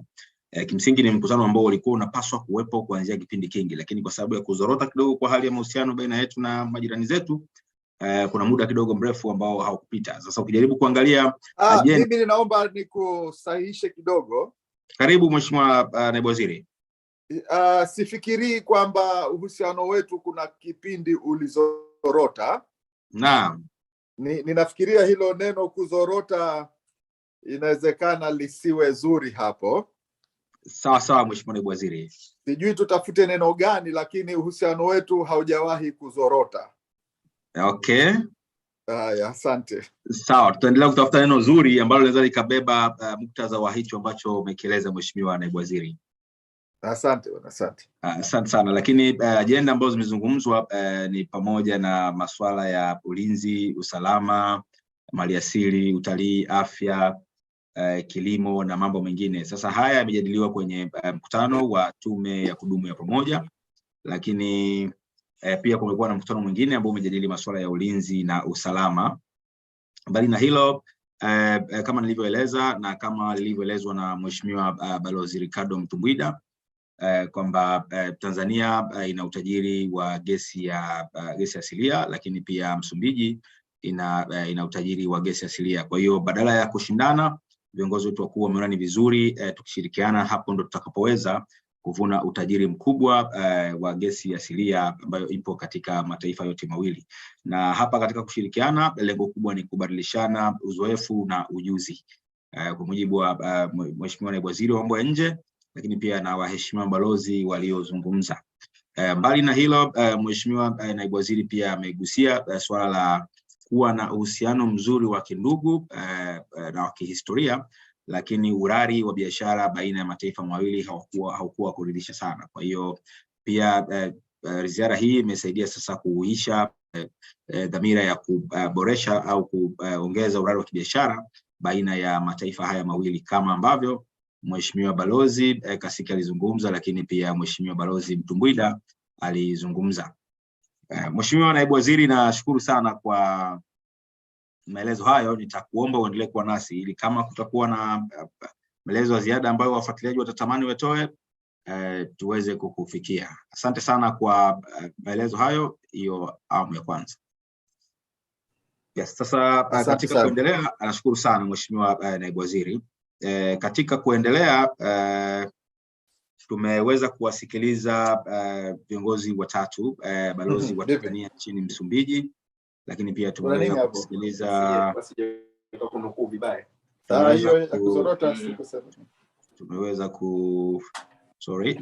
kidogo kuna mazungumzo yalikuwa yanaendelea, lakini sawa. Tumeweza kusikiliza balozi wa Tanzania nchini Msumbiji, tumeweza pia kumsikiliza balozi wa Msumbiji nchini Tanzania, na aliyemaliza kuzungumza ni Naibu Waziri wa Mambo ya Nje Baruk. Sasa tunaenda kwa wachambuzi. Kama nilivyokwisha kusema wakati tunafungua mkutano, nilisema tunaye Severin Kapinga ambaye ni mchambuzi wa masuala ya diplomasia, lakini pia tunaye Abbas Mwalimu ambaye ni mkufunzi wa chuo cha diplomasia. Sasa tutaanza na Severin Kapinga, alafu tutaenda kwa ndugu Abbas Mwalimu. Severin Kapinga, habari za wakati huu? Salama kabisa. Yes, tumefurahi kuwa na wewe. Tumeweza kuwasikiliza waheshimiwa balozi, lakini pia na mheshimiwa naibu waziri. Sasa tunatamani kupata maoni yako kama mchambuzi wa masuala ya diplomasia juu ya ziara ya Mheshimiwa Rais Samia Suluhu Hassan nchini Msumbiji. Lakini mbali na hilo pia tunatamani kufahamu faida za mahusiano mazuri baina ya Tanzania na Msumbiji kwa wananchi wa kawaida. Tumesikia hapa Mheshimiwa Naibu Waziri amezungumzia swala la biashara, lakini uwekezaji kwenye nishati ya gesi asilia, lakini pia Balozi Kasiki alisema usalama ni jambo la kwanza kabla hata ya masuala ya kiuchumi. Sasa tunatamani kuelewa ziara hii inawezaje ikamgusa wananchi wa kawaida kutoka mataifa yote mawili. Kabla hujaanza kuzungumza, ndugu Severin Kapinga, naona mkono wa balozi wa Msumbiji nchini Tanzania, Balozi Mtumbwida. Sasa labda kuna kitu nataka kuweka sawa, naomba nimkaribishe kwanza afu tuendelee. Mheshimiwa Balozi, karibu sana. Kuna ujumbe umekuja kwa ajili ya mute microphone. Yes, karibu sana. Asante sana. Asante. Sio kitu kingine, lakini nilitaka tu niongeze ya ziada kidogo tu. Naam. Kwa vile kama utaniruhusu. Karibu kuendelea Mheshimiwa Balozi. Kwa vile katika nyinyi vijana, yani undugu wetu wa kidamu, ndio tusisitize sana kwa nyinyi vijana wa Tanzania, vijana wa Msumbiji. Ndio maana mafanikio makubwa, kwa sababu nchi zetu kama kutokea sasa mpaka mbele, sio sisi ndio tunapita, lakini vijana wa Tanzania, vijana wa Msumbiji ndio itakuwa muhimu sana waelewe mafanikio yetu katika ushirikiano wetu, mawasiliano yetu katika nyanza mbalimbali. Naam. Yani sisitizo hapa ndio vijana. Ndio maana nilikuwa niliweke hiyo kama jambo nyingine. Sawa. Asante sana Balozi Mtumbwida, balozi wa Msumbiji nchini Tanzania, kwa msisitizo huo. Tumeupokea. Mheshimiwa Balozi alitaka tu kuweka emphasis kwamba faida za haya yote ambayo yanafanywa zinalenga zaidi vijana, kwani sisi ndio wenye kesho nyingi. Wao tayari wapo tu, sisi tunataka tuangalie, kuiga au kufuata nyayo zao, lakini kimsingi mahusiano haya mazuri, ulinzi na usalama, buradi wa kibiashara, haya mambo yote yanaweza kawa na faida nyingi sana kwa vijana kuliko hata wao ambao kwa sasa wanakaa hizo ofisi. Kama tulivyokuwa tunaendelea, basi nimkaribishe Severin Kapinga atueleze ana maoni gani juu ya ziara ya Mheshimiwa Rais, lakini faida kwa wananchi wa kawaida, hususan vijana wa mataifa yote mawili. Karibu sana ndugu Severin Kapinga. Naam, asante sana. Nianzie hapo kwa vijana kwa sababu ndio tupo kwenye rika letu. La kwanza moja makubaliano ambayo alinivutia sana ni swala la kuweza kubadilishana wanafunzi wa elimu ya juu. Kama tunavyotambua, mwananchi wa kawaida moja ya haki ya msingi ni kuelimika katika taifa alilokuwa nalo. Lakini pia tunapokuwa na mahusiano ya kiushirikiano huu tulionao sasa, lazima tutengeneze namna ya kuhakikisha wananchi wanaweza kuhusishwa katika masuala yote, ikiwemo swala la kwanza kupata elimu na kuelimika. Kwa hiyo hii program ya kubadilishana wanafunzi ni moja ya sehemu nguzo muhimu sana ambayo itasaidia sasa mahusiano haya yawe na tija. Lakini pia jambo la msingi kabisa, swala la kiusalama. Kama tunavyofahamu, tunapozungumza habari ya ugaidi leo, hatuzungumzi habari ya kwamba anayeathirika ni serikali au ni nani, ni mwananchi wa kawaida. Kwa maana ndio atakayevamiwa, ndio atakayepoteza maisha pasipokuwa na usalama wake. Kwa hiyo na tunapozungumza pia habari ya uwekezaji, tunazungumza habari ya kuweza kutengeneza mkate wa siku wa mwananchi. Tukiangalia upande wa pili wa ndugu zetu, kwanza wana uoto wa asili wa kutosha.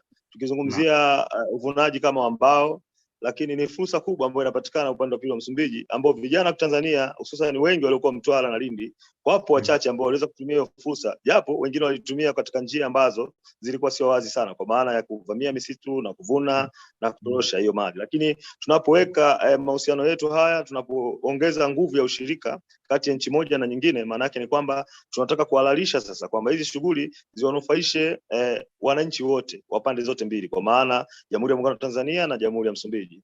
Lakini tukienda mbali zaidi, kama tunavyofahamu sasa, changamoto kubwa ya kimaendeleo katika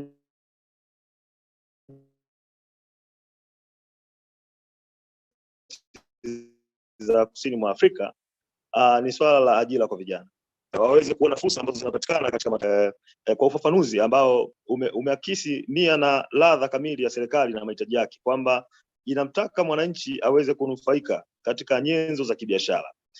Tunafahamu tuna mahusiano mazuri sana ya kiundugu na kihistoria na nchi kama ya Msumbiji, lakini uhusiano wetu haukuakisi maendeleo ya watu wetu, kwa maana shughuli halali za kiuchumi na namna ambavyo tunaweza tukahusisha wananchi hawa katika kuweza kujikwamua na kesho yao.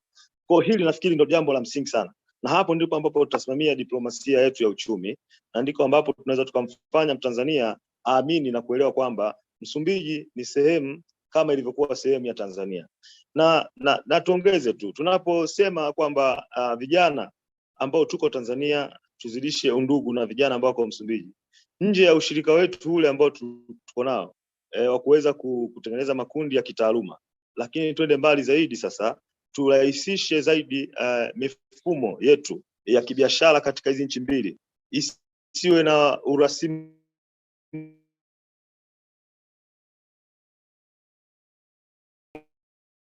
mwingi, iwasaidie wananchi wa Tanzania wakienda Msumbiji kupata kwa haraka. Lengo la kufanya hivi ni kwamba ni capital size kubwa sana kwa maana ya mpaka wetu sisi na nchi ya Msumbiji, lakini ni shughuli ngapi ambazo tutazifanya kwa pamoja tutakapokuwa tunatengeneza hata mfano tuligusia pale awali, Mheshimiwa Balozi wa kwetu ambaye yuko nchini Msumbiji alizungumza vizuri juu ya swala zima la huduma za kifedha na kibenki. Ni kwamba ili tuweze kukuza dola yetu tulionayo kwa maana ya sarafu yetu, ni lazima tuhakikishe sasa tunakuwa na amana za kutosha nje ya mipaka ya taifa letu. Lakini pia na upande wa pili nao wanayo fursa pia kuweza kuongeza nguvu ya ukuaji wa uchumi wa taifa lao, lakini pia namna gani wataweza nao kuwekeza huku ili kuwasaidia wananchi, kwa sababu tukisema wananchi hao wahusiane vizuri, maana yake kuna huduma zile ambazo ni lazima moja kwa moja wazipate pasipokuwa na usumbufu. Kwamba mtu akitoka Tanzania akienda Msumbiji asione kama ameenda bara la Ulaya, kwa maana tunajua ni mbali, lakini hapa Msumbiji ni jirani. Akifika kule sasa asipate changamoto hata za kifedha, kwa maana wameshajua fedha zake, lakini na muendelezo wa kimatumizi. Kwa hili nafikiri litaleta tija na litaongeza hata pato la taifa kwa nchi zote mbili. Na lingine labda kwa ziada kidogo ni kwamba kama tunavyofahamu tunapozungumza changamoto za kiusalama zinaanzia kwa wananchi pia. Wananchi wanaweza kuwa sehemu ya kwanza ya kutoa taarifa sahihi au ya kutokutoa taarifa sahihi. Hapa napo panatakiwa tuweze kuweka mkazo ambao utasaidia sasa wananchi hawa kwanza wapate kuelimishwa zaidi. Kwa maana magaidi hawa wanajificha miongoni mwa wananchi. Wanakaa, wengine tunawapokea, tunaishi nao pasipo kujua, na wengine tunajua kabisa. Kwa hiyo ifike hatua nao waone kabisa kwamba hii ni haja ya kukomboa na kuleta usalama katika nchi zetu. Na lingine kubwa hasa kama unavyofahamu ziara Mheshimiwa Rais imegusa si tu wana Msumbiji, hata sisi wa Tanzania. Kwa maana gani? Kwanza tutambue Msumbiji ni sehemu ya nchi ambazo ziko katika wanachama wa SADC. Lakini nje ya hapo tunafahamu kabisa kwamba tunapoizungumzia Msumbiji leo na Tanzania, nje ya historia yote iliyokuwepo, kwamba ni lazima unapokuwa kiongozi katika serikali yoyote, majirani tulio nao ni muhimu zaidi mkatambuana, mkatembeleana na mkashibana na kushikana mikono kwa maafa yote yanaweza kuwakuta, iwe ni wakati wa raha hata na wakati wa shida. Kwa hiyo ziara hii Mheshimiwa Rais ametuheshimisha sisi kama taifa, lakini pia serikali nayo imesimama kwa niaba ya Watanzania na kuhakikisha sasa kwamba sisi kama taifa tunaelewa kabisa. Mimi leo kama Mtanzania nipo kwenye nafasi ya kutambua kabisa kwamba nchi yangu inafanya masuala kadhaa ya kimaendeleo, lakini ina lengo la kunikomboa mimi, kunirahisishia kufanya shughuli zangu nje ya mipaka ya taifa letu. Kwa hayo kwa kuanzia nadhani naweza nikatoa nafasi pia kwa baadaye. Asante sana ndugu Severin Kapinga, mchambuzi wa masuala ya kidiplomasia. Kwanza Severin Kapinga alianzia moja kwa moja kwenye hili la kubadilishana wanafunzi baina ya Msumbiji na Tanzania, ambalo lilikuwa ni mpango wa miaka mitano, lakini baada ya kukoma mwaka 2015 linakuja kuhuishwa tena kupitia ziara hii ya Mheshimiwa Rais nchini Msumbiji. Hili ni moja kwa moja, kwani kupata elimu ni moja kati ya haki za msingi za binadamu. Sasa kunapokuwa na mazingira mazuri ambayo yameandaliwa na serikali zote mbili, wananchi wa Tanzania kuweza kupata exposure ya Msumbiji, lakini wanafunzi pia wa Msumbiji kuweza kupata exposure ya Tanzania, nadhani ni jambo zuri sana kwa mujibu wa ndugu Severin Kapinga. Mbali na hilo pia amezungumzia kwamba tunapozungumzia usalama tunazungumzia wananchi wa kawaida, kwa sababu wanaodhurika kukiwa na vitendo vya kihalifu mara nyingi wanakuwa wananchi wa kawaida. Kwa hiyo ziara hii ya Mheshimiwa Rais Samia ilipoweka mkazo kwenye masuala ya kiusalama, au walipokutana viongozi wa mataifa mawili na kuweka mkazo kwenye eneo la usalama, moja kwa moja wanakuwa na mlinda mwananchi wa kawaida pamoja na rasilimali pamoja na mambo mengine kama hayo, lakini mwananchi ameguswa kiasi kikubwa sana kwenye swala la usalama. Bali na hilo, kuna swala la uwekezaji. Tunapozungumzia nishati ya gesi asilia, kuangalia namna gani tunaweza kushirikiana, kubadilishana uzoefu na ujuzi, huku tuko tunalenga kuwa na uwekezaji wenye tija kwa mataifa yote mawili. Maana yake moja kwa moja hapa tunawagusa vijana, kwani miongoni mwa matatizo makubwa ya mataifa haya ya Kiafrika ni ajira kwa vijana. Hivyo tunapokuwa sasa tunarasimisha, nimetolea mfano kwamba inawezekana Msumbuji ni moja kati ya mataifa yenye uoto mzuri sana. Sasa inawezekana kuna vijana wengine labda au nini walikuwa wanaingia kiholela, lakini sasa shughuli hizi zinaporasimishwa, zinapokuwa ni sehemu ya makubaliano ya viongozi wakuu wa nchi, kwa kuamua kwa dhati kabisa kuongeza urari wa kibiashara baina ya mataifa yote mawili na resources ndio kama hizi, maana yake moja kwa moja pia tunakuwa tumewagusa wananchi wa kawaida, tumewagusa vijana na mambo mengine kama hayo. Lakini Severin Kapinga amesema kusiwe na urasimu. Ni vizuri sasa kwa kuna mazingira fulani rafiki katika kuharakisha au kuwezesha haya ambayo yanapaswa kufanyika baina ya mataifa haya mawili. Mbali na hilo, amejaribu kumnukuu Balozi Kasike, balozi wa Tanzania nchini Msumbuji, alipozungumzia kwamba kuna umuhimu wa kuwa na huduma mbalimbali za kijamii katika kukatalyze sasa mashirikiano haya ya kiuchumi, lakini mashirikiano pia ya kijamii. Kwa mfano huduma za kibenki, lakini pamoja na huduma nyingine ni vizuri zikawepo. Sasa kwa kumaliza hapa kwa haya aliyosema Severin Kapinga, kuna swali pia nimeliona kwenye chat room ya hapa Zoom. Yuko mwananchi anaitwa Nelson Nchini. Nelson Nchini anauliza, anaeleza fakta muhimu katika kufanya biashara ni usafirishaji, akiwa na maana mazingira na miundombinu kwa ujumla ya usafirishaji. Sasa swali lake linauliza kwamba ni kwa namna gani serikali zetu mbili, kwa maana serikali ya Tanzania lakini pia serikali ya Msumbuji, zinaweza kuboresha usafiri wa barabara, bandari na anga. Bwana yeye anataka tukupata clarity kwenye hili eneo. Sasa maswali yake yameelekeza kwa Balozi Kasike na Balozi Msumbuji. Kwa hiyo nikushukuru sana Severin Kapinga, naomba endelee kuwa nasi. Kama utakuwa kuna lolote tutarejea tena kwako. Baada ya kumaliza kwa Abbas Mwalimu, nadhani tutatoa nafasi ya dakika chache kwa kila mzungumzaji kukazia alipozungumza au kuongezea pale ambapo anaweza kawa alisahau. Asante sana Severin Kapinga. Shukrani sana. Asante sana. Sasa niwakumbushe tu kwamba tuko mubashara bado kwenye vyombo takriban 29 vya habari. Kwa mtu ambaye una matumizi ya ziada ya maudhui haya, unaweza ukaingia kwenye mtandao wa YouTube na kuandika title au mada ya mkutano huu. Utapata option mbalimbali kutoka vyombo vya habari vinavyorusha mubashara mkutano huu. Hadi kufikia sasa tuna mzungumzaji mmoja mkononi ambaye si mwingine ni ndugu Abbas Mwalimu, ambaye ni mkufunzi wa chuo cha diplomasia. Ndugu Abbas Mwalimu, habari za wakati huu? Kuna ujumbe umekuja kwenye kifano. Yes. Salama. Tumeweza kuwasikiliza waheshimiwa mabalozi wa mataifa yote mawili kwa maana ya Msumbuji na Tanzania. Tumemsikiliza Mheshimiwa Naibu Waziri, na sasa tumetoka kumsikiliza mchambuzi wa masuala ya diplomasia ndugu yetu Severin Kapinga, na tumefika kwako. Lengo letu kwako ni kujifunza au kwanza kupata maoni juu ya ziara ya Rais Samia kwa ujumla. Unaitazamaje au umeitazamaje ziara hii? Lakini mbali na hilo tunatamani kuelewa faida za Tanzania kuendeleza mahusiano mema na nchi zote inazopakana nazo. Hapa najua muktadha ni Msumbuji, lakini tukijaribu kufanya tathmini ya haraka, Mheshimiwa Rais ameimarisha mahusiano, ameimarisha diplomasia na nchi zote ambazo zinaizunguka Tanzania. Hili lina faida gani?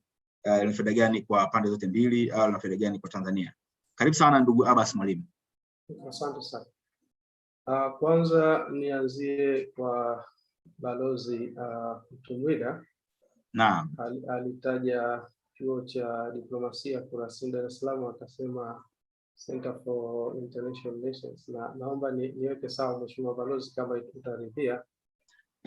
Ndugu Abbas Mwalimu, samahani kwa kukatisha, ninatamani uongeze sauti kidogo ili tuweze kuenjoy yale ambayo unakwenda kutuambia.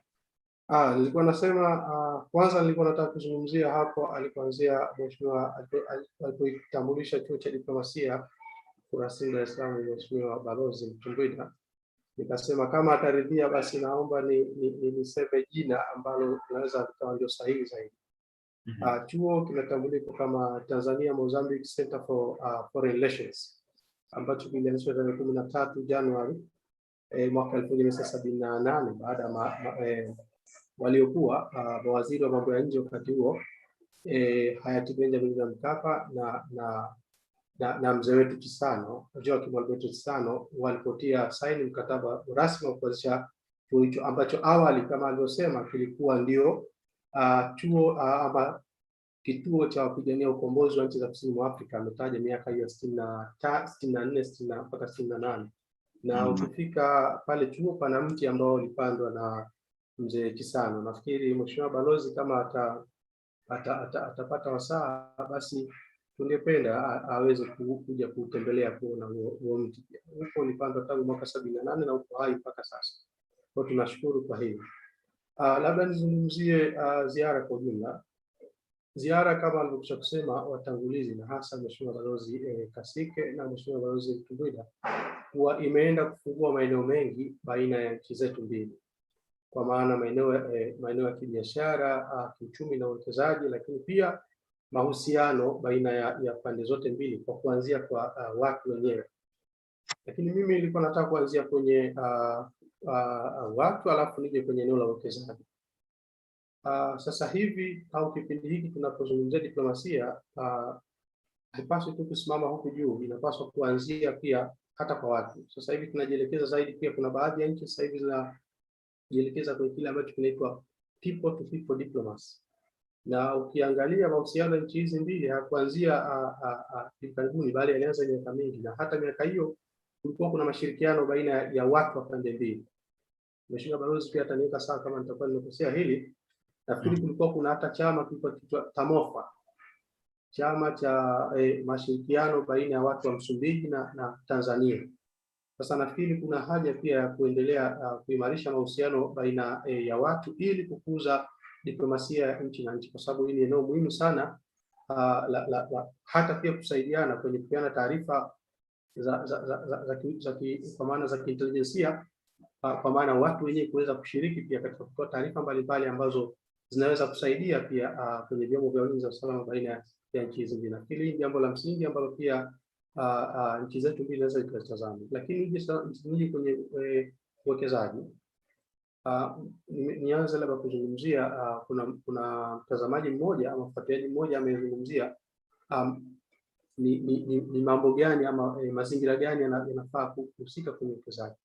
Ukitazama sera yetu ya mambo ya nje ambayo ya hivi sasa inazungumzia kwenye mikakati yake, mmojawapo ni kujenga mazingira wezeshi ya ndani. Ukisoma sera inasema building internal facilitative environment. Sasa mazingira wezeshi ya ndani haya yako katika namna mbili. Kwanza kuna ujenzi wa miundombinu, hiyo ile tunasema hard infrastructure. Miundombinu ile migumu, barabara, ujenzi wa viwanja vya ndege, upanuzi wa bandari kama unavyoona bandari ya Mtwara inaongezwa kina. Pia hivi karibuni serikali imeweza kuweka miundombinu ya kuhakikisha kwamba upakuaji wa mizigo mikubwa unafanyika, lakini pia kuhakikisha madaraja makubwa yanajengwa, kwa mfano daraja la Umoja kule Mtwara, yote akiwa analenga kuunganisha nchi hizi kiuchumi na kufungua njia za kiuchumi au kufungua uchumi wa nchi ambao moja kwa moja unaenda kuwafikia wananchi wa nchi husika. Sasa kwa upande wa Tanzania hili tunashukuru serikali yetu imefanya vizuri sana, na hasa ukiangalia kwenye uwekezaji wa miundombinu imefanyika kwa kiasi kikubwa. Sasa sina hakika kwa upande wa Msumbiji, hasa pale linapoishia daraja lile la Umoja, ingekuwa ni jambo zuri sana kwa nchi zote mbili zikafungua miundombinu hiyo ya barabara, ili sasa kuwezesha uingiaji na utokaji wa mizigo, lakini pia na watu baina ya nchi mbili. Nafikiri hili Mheshimiwa Balozi anaweza kueleza zaidi kwa upande wa Msumbiji. Lakini upande mwingine ni tunasema miundombinu ambayo ni tepetepe ama soft infrastructure. Hii sasa ndio inagusa tunasema ni kurekebisha kwa mfano sheria mbalimbali za uwekezaji, lakini pia tunasema zile kama NTBs, non-tariff barriers, kama vipo baina ya nchi mbili, na maana serikali hizi na Mheshimiwa Waziri naibu waziri amesema hapo kwamba tarehe nafikiri kati ya tarehe 22 mpaka nafikiri tarehe 22 yazungumza kwa mwezi wa Agosti walikutana kwenye ile tume ya pamoja ya kudumu kwa maana ya JPC. Sasa haya nafikiri ni sehemu yake pia kuzungumza huko kwamba namna gani nchi hizi mbili zinaweza zikashirikiana. Eneo mojawapo ni kuondoa kama kuna vikwazo ambavyo vinaonekana ni vya kiforodha vinafanya urali wa biashara usiongezeke, basi kuna haja ya kuviondoa, kwa sababu ukitazama takwimu zinaonyesha kuna nakisi ya takriban bilioni 7 ukiangalia ile bilioni 53 na bilioni 46, kwa hiyo unakuta tofauti ya bilioni 7. Kwa kuna haja kabla ya kwenda mbele kuangalia changamoto zipi ambazo zimefanya sasa huu urali wa biashara ukashuka kutoka bilioni 53 mpaka bilioni 47. Kwa hiyo nafikiri mojawapo inaweza ikawa hilo la uwepo kwa vikwazo visivyo vya forodha na changamoto nyingine ambazo amezieleza pia Severin, kwa mfano uwepo labda kwa urasimu kama upo, japokuwa sina hakika kama upo. Kwa hiyo hayo ni mambo ambayo yanapaswa kutazama. Lakini pia nafikiri kwenye amezungumza Mheshimiwa Balozi Kasike, lakini pia amezungumza Mheshimiwa Balozi Ricardo kwa maendeleo ya nchi na usalama ni vitu viwili ambavyo vinategemeana. Yaani ukiwa hauna maendeleo inawezekana ukawa kuna changamoto za kiusalama, lakini pia ukiwa hauna usalama wa kutosha, basi ni ngumu kwa wawekezaji kuweza kuja kuwekeza, na pia uchumi wa nchi utayumba kutokana na kukosekana kwa fedha za kigeni, kwa sababu tunategemea wawekezaji wanapowekeza, wakiwekeza nchi ikazalisha bidhaa ikauza nje, basi kunapatikana fedha za kigeni ambazo zinasaidia sasa hiyo kuongeza pato la taifa. Sasa kimsingi haya kama kukosekana usalama, maana yake ni kwamba kutakuwa kuna changamoto katika uwekezaji. Kwa nafikiri kwenye hili amesema Mheshimiwa Balozi, lakini pia amesema Mheshimiwa Naibu Waziri kwamba walitiliana saini mkataba wa mashirikiano kwenye eneo la ulinzi na usalama. Nafikiri kuna haja sasa ya kuvitazama hivi vitisho vya usalama vya sasa ambavyo katika lugha ya kufundishia huko tunaviita contemporary security threats, ikiwemo hata sera yetu ya mambo ya nje imetaja, na ilikuwa ni miongoni mwa sababu za kubadilika kutoka kwenye traditional foreign policy kwenda kwenye economic diplomacy, ikiwemo ni hizo kwamba changamoto moja hapo ni hivyo vitisho vya usalama. Sasa vitisho vya usalama vinahusiana zaidi na ubadiliko wa teknolojia. Kwa hivyo hata kupambana navyo inahitaji pia mabadiliko ya teknolojia. Nafikiri hili ni msingi ambalo serikali zote mbili zinapaswa kuitazama ili kuona namna gani wanaweza kupambana na vitisho hivi au kukabiliana na vitisho hivi, kwa sababu kama nilivyosema Mheshimiwa Balozi Mtumbuida kwamba ule mpaka wa Tanzania na Msumbiji una takriban kilomita 800, sio mpaka mdogo. Kuweka askari na peke yake inaweza ikawa haitoshi. Kwa hiyo kuna haja ya kujielekeza sasa kwenye utumikaji wa teknolojia ya kisasa kuweza kuhakikisha kwamba mipaka hii inakuwa salama zaidi. Nafikiri hilo inaweza likafanya nchi hizi zikawa salama, lakini pia upatikanaji wa taarifa unaweza ukawa ni mkubwa zaidi. Nafikiri katika hilo inawezekana pia kwa maana ya majeshi, taasisi zote za ulinzi na usalama za nchi hizi zinabadilishana taarifa za kiusalama ili kuweza kurahisisha mapambano dhidi ya ugaidi. Lakini pia katika hilo kuna haja ya kutazama namna gani ya kuweza walau kujenga kituo cha pamoja ikiwa ni cha kubadilishana taarifa za kiusalama ama, lakini pia kinawezekana kwa kitu kimoja cha pamoja cha biashara, kama ambavyo tunaona kuna mipaka mingine ya Tanzania kuna vituo vya namna hiyo. Sasa hivi na wenyewe vitasaidia kuondoa ule urasimu ambao alisema Severin, lakini pia itasaidia kuondoa kwa sababu utakuwa wakitazama changamoto zile kwa pamoja. Kwa hiyo inawezekana pia ikasaidia kuondoa zile tunasema vikwazo visivyo vya kiforodha ambavyo kwa wakati ndivyo ambavyo kwa kiathiri sana mashirikiano ya nchi na nchi. Lakini nafikiri kwa sasa niishie hapo. Nitaka kuzungumzia pia kabla sijamaliza nizungumzie diaspora. Kumekuwa kuna changamoto kwa diaspora wanaokuwa kwa maana ya Watanzania wanaoishi nje ya nchi ya Tanzania. Changamoto mojawapo ambayo imekuwa sisi katika chuo tulipata kufanya tafiti pia. Tuliona kwamba changamoto ni mojawapo ni kwamba vijana wengi wamekuwa wakienda katika namna ambazo ama njia isiyofuata taratibu. Kwa hiyo wanapokuwa kule kama hivi Mheshimiwa Rais alifika nchi ya Msumbuji, wengi wanakuwa wanaogopa kujitokeza kwa maana ya hata kwenda kwenye balozi. Mheshimiwa Balozi Kasike anaweza kuwa shahidi kwenye hili kwamba wanakuwa wanaogopa kujitokeza kutoa taarifa rasmi kwamba wao ni Watanzania wanapaswa, kwa sababu mtu anapopata changamoto akiwa nje, ubalozi unasaidia. Sasa wengi hawatoi taarifa hizo. Kwa hiyo kuna haja pia kwa Watanzania kutambua kwamba wanapojitambulisha huko nje walipo, inasaidia pia serikali kuweza kujua kuwa na takwimu rasmi, kwa sababu miongoni mwa changamoto ambazo tulibaini katika tafiti ni kwamba Watanzania waliokuwa nje kunakosekana takwimu rasmi, na hata Mheshimiwa Naibu Waziri anaweza kusema hilo kwamba tunashindwa kujua takwimu rasmi kwa sababu wengi wao hawataki kujitokeza. Sasa hili pia kuna haja ya kulitazama kwa namna yake, Watanzania wajue kwamba serikali yao inawajali sana, serikali yao inawatazama, inathamini mchango wao, kwa sababu diaspora wamekuwa wakipata remittances nyingi katika nchi, na kwa tafiti za miaka karibuni baadhi ya nchi zimefanikiwa sana kupitia diaspora. Kwa kuna haja sasa ya wao kuweza kujitokeza na kusaidia katika gurudumu la uchumi wa nchi zao. Lakini kwanza ni lazima wahakikishe idadi yao inafahamika, lakini pia yale matakwa yao wanayapitisha kupitia njia rasmi.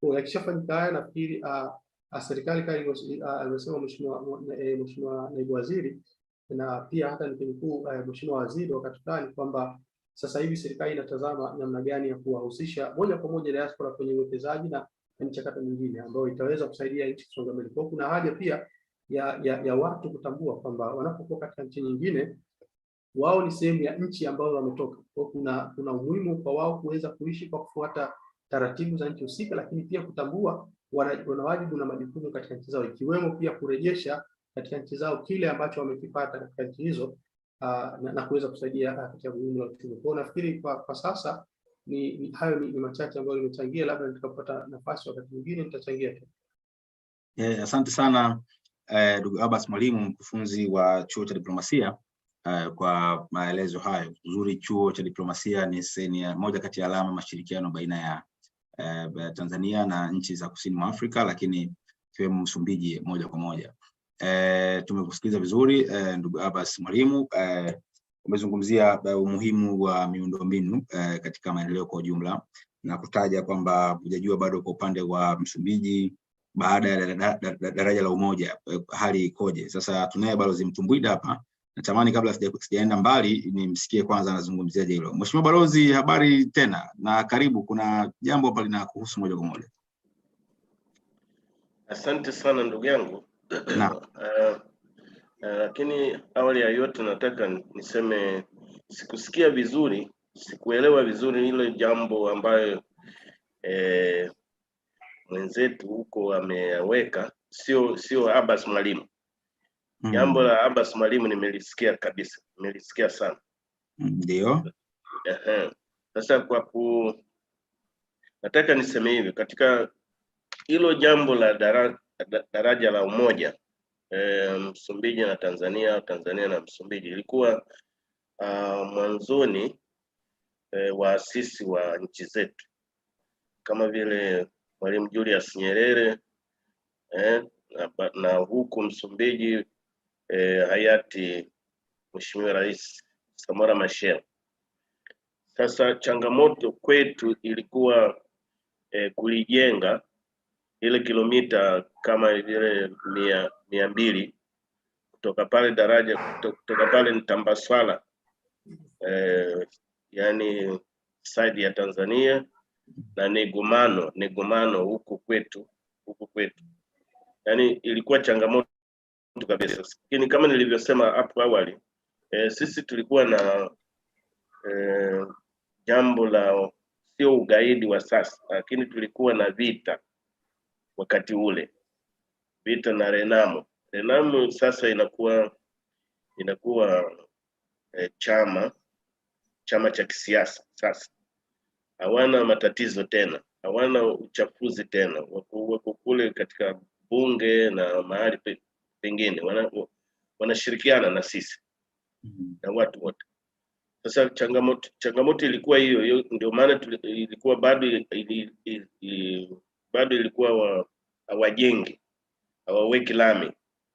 Lakini wakati tunaposema sasa hivi ndugu yangu Abbas Mwalimu, ukiwa na nafasi tu unaweza ukatembelea pale, utawaona watu wanajenga sasa. Wale wakandarasi wapo pale sasa wanaijenga. Yaani maana yake ndio kurahisisha na kuboresha hayo mawasiliano. Yaani ukitoka pale Tanzania, ukitoka Tambaswala mpaka na Nyumbu Tambaswala, kupitia daraja la usalama, sio daraja la usalama, daraja la umoja. Unaingia moja kwa moja Msumbiji, unaingia kwenye lami hivyo hivyo. Nadhani mpaka Disemba, mpaka mwezi wa 12 mwaka huu, hiyo barabara itakuwa tayari imeshajengwa tayari, imeshawekwa lami. Sasa usiwe na shaka, itakuwa nzuri kabisa. Hilo ilikuwa jambo la barabara katika hayo mambo ya miundombinu. Lakini tukirudia tena katika chuo cha diplomasia, ile niliyosema awali ilikuwa sikumbuki vizuri, lakini ilikuwa miaka ya 60 wakati tulipoanza vita vyetu vya mapambano huko Msumbiji. Kama mnavyojua, muasisi wetu alikuwa Eduardo Mondlane. Sasa yeye wakati alipoingia Tanzania ndio akatafuta kile chuo, na Mwalimu Nyerere akatupatia kile pale makazi, yani iwe shule ya wana Msumbiji, vijana wa Msumbiji ambao walikuwa wakati ule wako kwenye mapambano na wakoloni. Sasa tulianzia ile shule mpaka wakati tulipopata uhuru. Sasa ndio tukageuza kuwa chuo cha diplomasia kama ilivyo sasa. Lengo letu ilikuwa tuwatengeneze, lakini in bracket, yani tuwafundishe vijana waje huku Msumbiji wao watu wa diplomasia. Ndio maana ikiwa tunashirikiana na serikali ya Tanzania na yetu ya Msumbiji kuwa chuo kimoja cha nchi hizi mbili. Ndio maana ndugu yangu Abbas Mwalimu akasema wakati ule Benjamin Mkapa, ambaye sijui nyinyi vijana mnajua, lakini yeye alikuwa na asili ya Msumbiji, ya mtu wa Msumbiji. Ben Mkapa, kweli namwambia. Sasa Benjamin Mkapa na Rais Sano wakashirikiana wakafanya ile saini, wakatia saini ya ushirikiano wetu, ilikuwa mwaka wa 78. Ndio maana mpaka sasa mimi nimeiona, yani nimeshatembelea mara nyingi sana. Na yule mkurugenzi ambaye sijui mkurugenzi mkaimu, anakuwa mkaimu, tunajuana sana, tunafahamiana sana. Ile chuo tunaijua kabisa. Okay. Sasa sijui nilisahau jambo moja kulijibu. Hapana, nadhani umeweka yote sawa. Jambo kubwa la Abbas Mwalimu alikuwa anatamani tu ukipata wasaa siku moja uende, kwa sababu mti ambao umepandwa pale na mzee wetu Kasano bado upo. Kwa hiyo aliomba kama ukipata nafasi unaweza ukaenda kutembelea siku moja. Kweli. Sasa changamoto ilikuwa tu nikiwa tu narudi, kwa sababu mpaka sasa niko hapa Maputo. Nikirudia nadhani tuichukue nini picha ya rais Mheshimiwa Rais News, tukaiweke pale. Sawa. Kwa vile bendera mpya tumeshaweka pale, na nadhani ndugu yangu Abbas Mwalimu anaiona. Hata ukimuuliza yule mkurugenzi, hata yule mkuu wa board ya governance board, tunafahamiana sana. Sawa. Haya, asante sana balozi. Asante sana balozi Mtumbwida. Naomba sasa hilo ulikuwa una respond kwenye issues ambazo alizirise Abbas, lakini natamani utumie pia nafasi hii kama kwa dakika moja kwa ajili ya kuaga tu wafuatiliaji, lakini pia na kuongeza lolote ambalo ungependa kuacha nalo. Karibu sana balozi Mtumbwida. Nashukuru sana ndugu yangu. Tunashukuru kwa kutualika kwenye mitandao, kwa kusema yale machache katika kuhusu ujio wa Mheshimiwa Rais Samia Suluhu Hassan hapa mchini Msumbiji. Kama nilivyosema, sisi sote nchi nzima, kuanzia yeye mwenyewe Rais Mheshimiwa Rais Filipe Jacinto Nyusi na sisi wote katika huku Msumbiji, kama nilivyosema, tulifurahi sana na tumefurahi, tutazidi kufurahi kama vile milele undugu wetu wa kidamu, ushirikiano wetu, mawasiliano yetu, uhusiano wetu kwa mambo mbalimbali kama ile diplomasia ya kiuchumi kama nilivyosema, na biashara hivyo hivyo. Lakini kwanza usalama tudumishe usalama, sababu sisi huku Msumbiji kama nilivyosema, tunajua tunawakamata sana, tunawakuta watu hawa magaidi wanapitia kule Tanzania, na wakati mwingine wanakuwa wanajificha huko Tanzania. Sasa kama alivyosema ndugu Abbas na vile ndugu yangu Severin Kapinga, wakati mwingine sisi tunawapokea lakini hatuwajui ya kuwa huyu hapa ndio gaidi, unaona. Sasa ndio lazima tuwe wote pande hizi mbili, Tanzania na Msumbiji, au Msumbiji na Tanzania, tuwe kemkem hivi, tuangalie yani ili amani zidumu kabisa kwa nchi hizi mbili. Kwa hivyo namshukuru sana, tunamshukuru na nawaombea wote, Mungu ambariki na undugu wetu uendelee tokea sasa mpaka milele, na kama vile nilivyosema, zaidi sana kwa nyinyi vijana. Asanteni sana.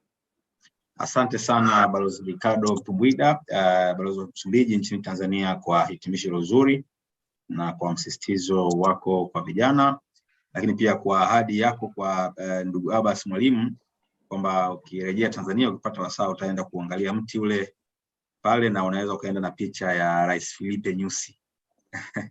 Kwa hiyo mti mimi naujua, nimeshauona. Okay, sawa. Mimi naujua sana. Sawa.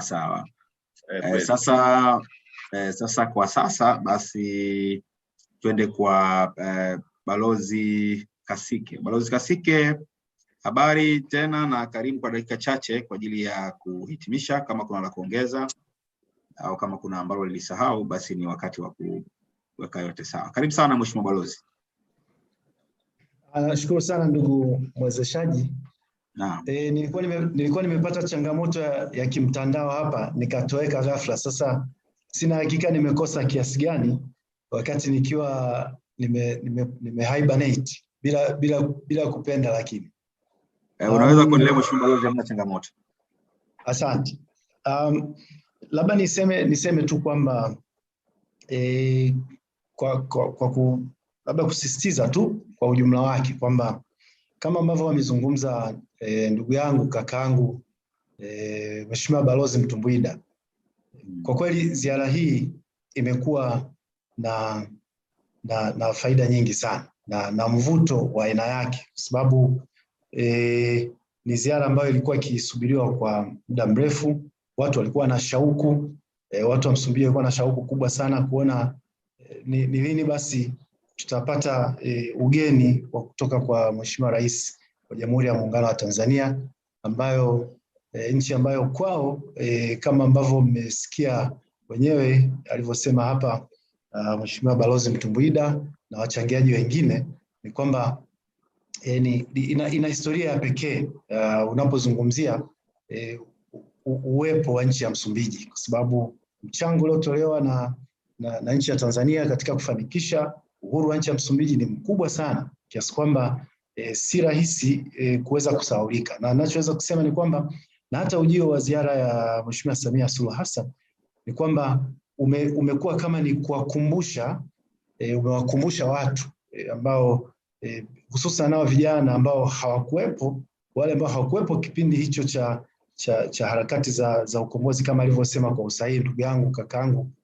Mheshimiwa Balozi Mtumbwida, kwamba watu wa kizazi waliokuwepo, yani wale wakati huo, wanajua nini ulikuwa mchango wa nchi ya Tanzania. Sasa hawa vijana ambao hawakuwepo, kwa kweli ujio wa Mheshimiwa Rais Samia Suluhu Hassan umekuwa ni jambo la kuwakumbusha na kuona kwamba kumbe kuna nchi inaitwa Tanzania ambayo kwa kweli ni ndugu zetu ambao walikuwa karibu kabisa na sisi, na hata ukiangalia programu yenyewe ya ziara ilikuwa imepangwa vizuri sana. Kama nikitaka comment kwamba kwenda kunani kwenye uwanja wa mashujaa, mahali ambapo wanazikwa mashujaa wa nchi hii, Mheshimiwa Rais alipopata fursa kwenda kuweka shada la maua pale, yani ni kumbusho kwamba watu ni symbolic kwamba wanakumbushwa kwamba Mheshimiwa Rais anakuja kuweka shahada na ni shahada kwenye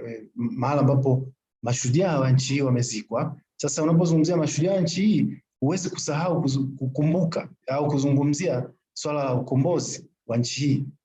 Na ukishazungumzia ukombozi wa nchi hii, moja kwa moja utakuwa huwezi kushindwa kuitaja nchi ya Tanzania. Kwa hiyo ziara hiyo kwa kweli imekuwa na manufaa katika namna hiyo, na ule ukaribu wa mahusiano ya kidiplomasia na kisiasa, ukaribu wa viongozi. Mathalan, Mheshimiwa Nyusi wakati anapomtaja Mheshimiwa Rais Samia Suluhu Hassan, anamtaja kuwa ni dada yake, dada yangu Mheshimiwa Rais Samia Suluhu Hassan.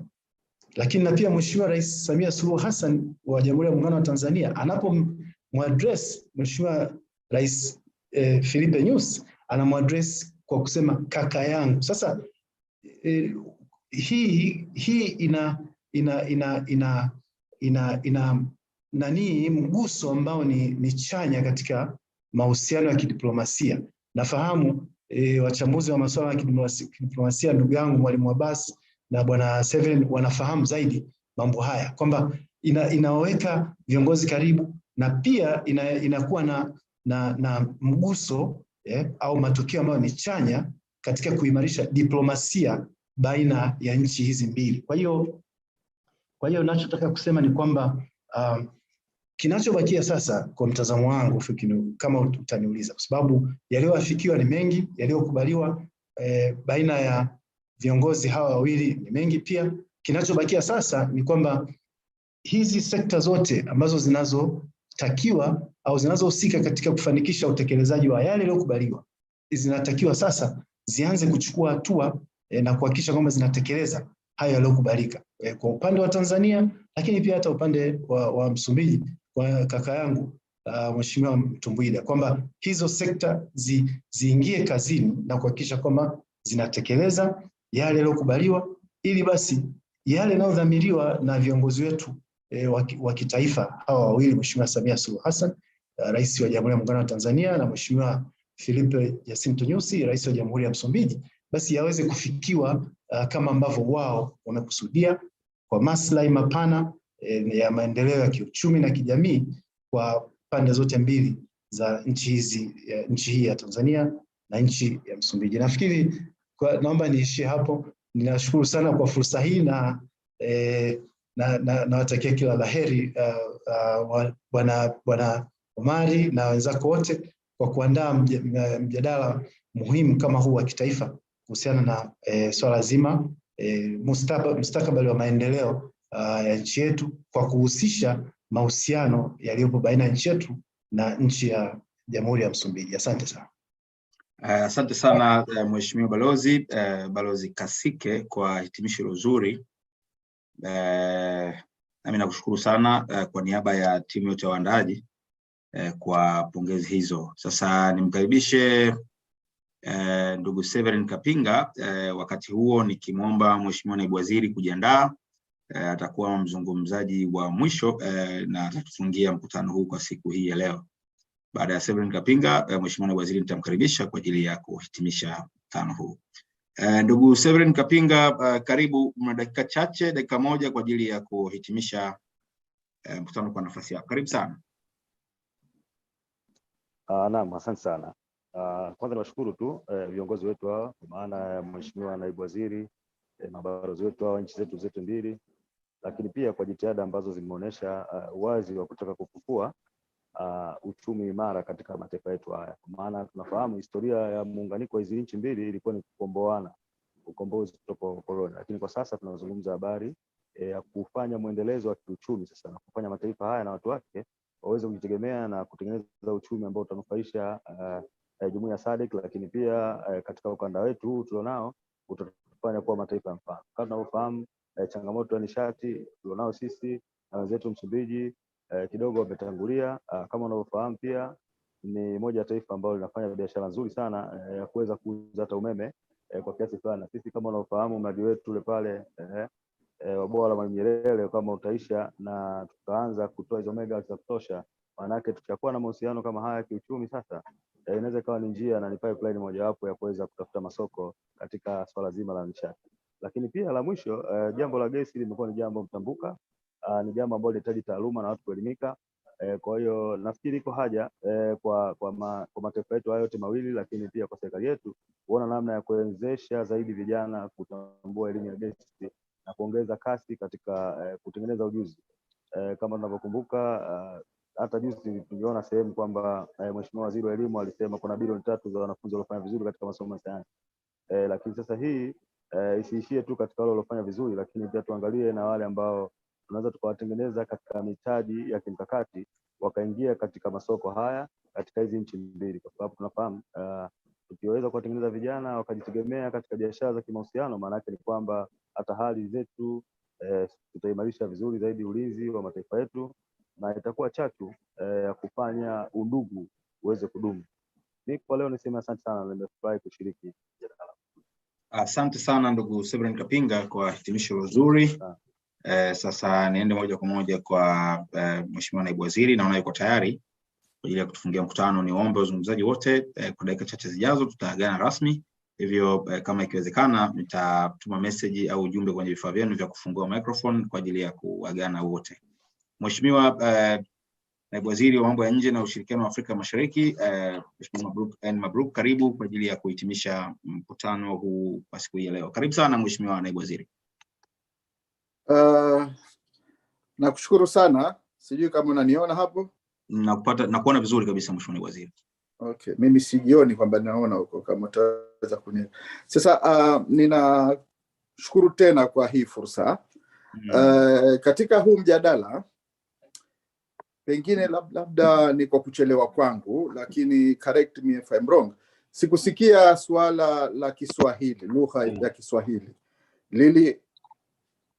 Linaongelewa tayari? Mheshimiwa Naibu Waziri, liligusiwa kidogo sana lakini halijaongelewa. Labda unaweza kaliongezea kidogo kwa nafasi yako kama Naibu Waziri. Karibu. Asante sana. Mimi nilikuwa nataka kutoa msisitizo tu kwamba viongozi wetu wamekubaliana kwamba, au kwanza wamejua kwamba lugha ya Kiswahili ndio lugha pekee ya Kiafrika ambayo inazungumzwa katika bara la Afrika. Na katika ziara ile Tanzania iliweka utayari wake wa kushirikiana na wenzetu wa Msumbiji katika kufundisha Kiswahili katika level zote za mashuleni. Na kwa kuona umuhimu huo, imekubalika kwamba wataalamu wetu wa lugha wa pande zote mbili wafanye mkutano na waone vipi tunaweza kushirikiana katika hili. Na ni kwa sababu pia hivi sasa tayari lugha ya Kiswahili inazungumzwa pia Msumbiji katika sehemu nyingi tu, hasa hizi sehemu ambazo inapakana na Tanzania. Kwa hiyo imeonekana kwamba kuna umuhimu wa kuweka msisitizo pia wa lugha ya Kiswahili iweze kuenea pia na sehemu nyingi za Msumbiji. Hilo nilikuwa nataka kuweka mkazo tu. Lakini jengine ni kwamba mzungumzaji mmoja hapa alisema kwamba kama nilivyoeleza kwamba urari wa biashara au biashara kati ya nchi zetu mbili bado haujawa ule wa kiwango cha kuridhisha, na akataka kujua ni hatua gani ambazo serikali itafanya. Kwa ujumla ni kwamba serikali zote mbili zimekubaliana kwa moyo mmoja kwamba iondoe vikwazo vyote vya kibiashara kati ya nchi hizi mbili. Na mtaalamu mmoja hapo, nafikiri wa chuo cha diplomasia, alielezea vizuri sana. Kuna soft infrastructure na hard infrastructure. Hizo ni sheria ndogo ndogo ambazo zina ni kama hizo NTB ambazo kidogo zinafanya biashara yetu isikue. Kwa hiyo hayo yote ni mambo ambayo yatashughulikiwa.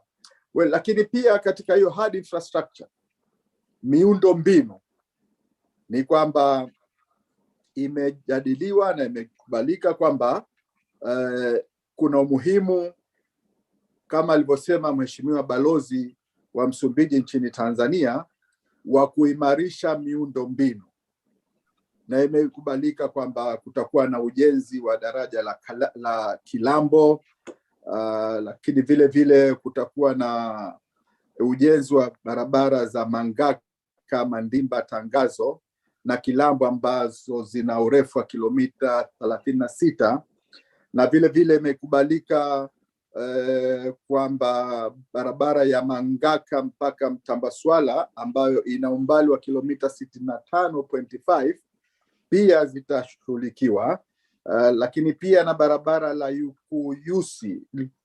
Likuyufusi mpaka Mkenda ambayo ina urefu wa kilomita 122. Hizi zote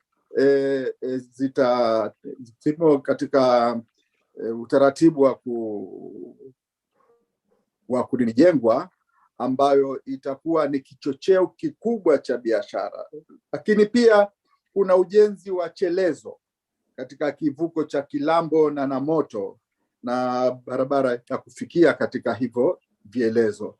Lakini kubwa zaidi ni kudumisha au kuhuisha hivi vituo vya huduma ya pamoja mpakani, OSBPs, katika mpaka wa Mtambaswala, Kilambo na Mkenda. Hizo zote ni juhudi za serikali zetu mbili kuhakikisha kwamba uhusiano wa kibiashara unakuwa katika hatua kubwa zaidi. Kwa hayo machache, naomba nikushukuru sana kwa kunishirikisha katika huu mjadala muhimu sana ambao umezungumzia mustakbali wa ziara ya Mheshimiwa Rais nchini Msumbiji, ambayo kwa kweli imehuisha na imefungua mahusiano yetu mazuri ambayo tayari ikuwepo kati ya Msumbiji na Tanzania. Ninakushukuru sana. Asante sana Mheshimiwa Mabruk, naibu waziri wa mambo ya nje na ushirikiano wa Afrika Mashariki, kwa hitimisho hilo zuri, lakini pia na kwa kutoa kauli ambayo imetokana na makubaliano huko katika vikao vinavyoendelea ya kuweka sawa miundombinu ile ya usafirishaji kama sehemu ya hard infrastructure, lakini pia kwa upande wa miundombinu tepe au soft infrastructure kama alivyozungumza Basi Mwalimu, pia tayari mmekubaliana kwamba kuondoa vikwazo vyote vya kibiashara baina ya mataifa haya mawili, ili sasa kuongeza kasi ya mambo ambayo yanatakiwa kufanyika ili kuongeza urari wa kibiashara baina ya Tanzania na Msumbiji. Mimi nakushukuru sana Mheshimiwa Naibu Waziri kwa hitimisho nzuri na kwa ushiriki wako katika mkutano huu. Sambamba na hilo namshukuru pia Mheshimiwa Balozi wa Msumbiji nchini Tanzania, Balozi Ricardo Mtumbwida, lakini pia namshukuru Balozi Kasike. Ingawaje nadhani amepata changamoto na mtandao, simuoni hapa, nadhani mtandao utakuwa umemtoa nje ya mfumo. Kama atarejea kwa tumeshahitimisha mkutano, basi nadhani sawa. Namshukuru sana Balozi Kasike pia kwa ushiriki wake, lakini namshukuru pia ndugu Abbas Mwalimu, mfunzi huyu wa chuo cha diplomasia, lakini pia namshukuru ndugu Severin Kapinga, mchambuzi wa masuala ya kidiplomasia, kwa ushiriki wenu. Hadi kufikia sasa naweza kutangaza kwamba tumefikia mwisho wa mkutano wetu kwa siku hii ya leo. Hadi hapo utakapotoa matangazo kwa mkutano mwingine wenye mada zinazofanana na hii au mada katika mfululizo mwingine, naweza tukabisha hodi especially kwa ndugu wachambuzi kama Basi pamoja na Severin, naweza tukarejea kwenu wakati wote. Asanteni sana na niwatakie muda mwema kila mmoja alipo. Asanteni sana.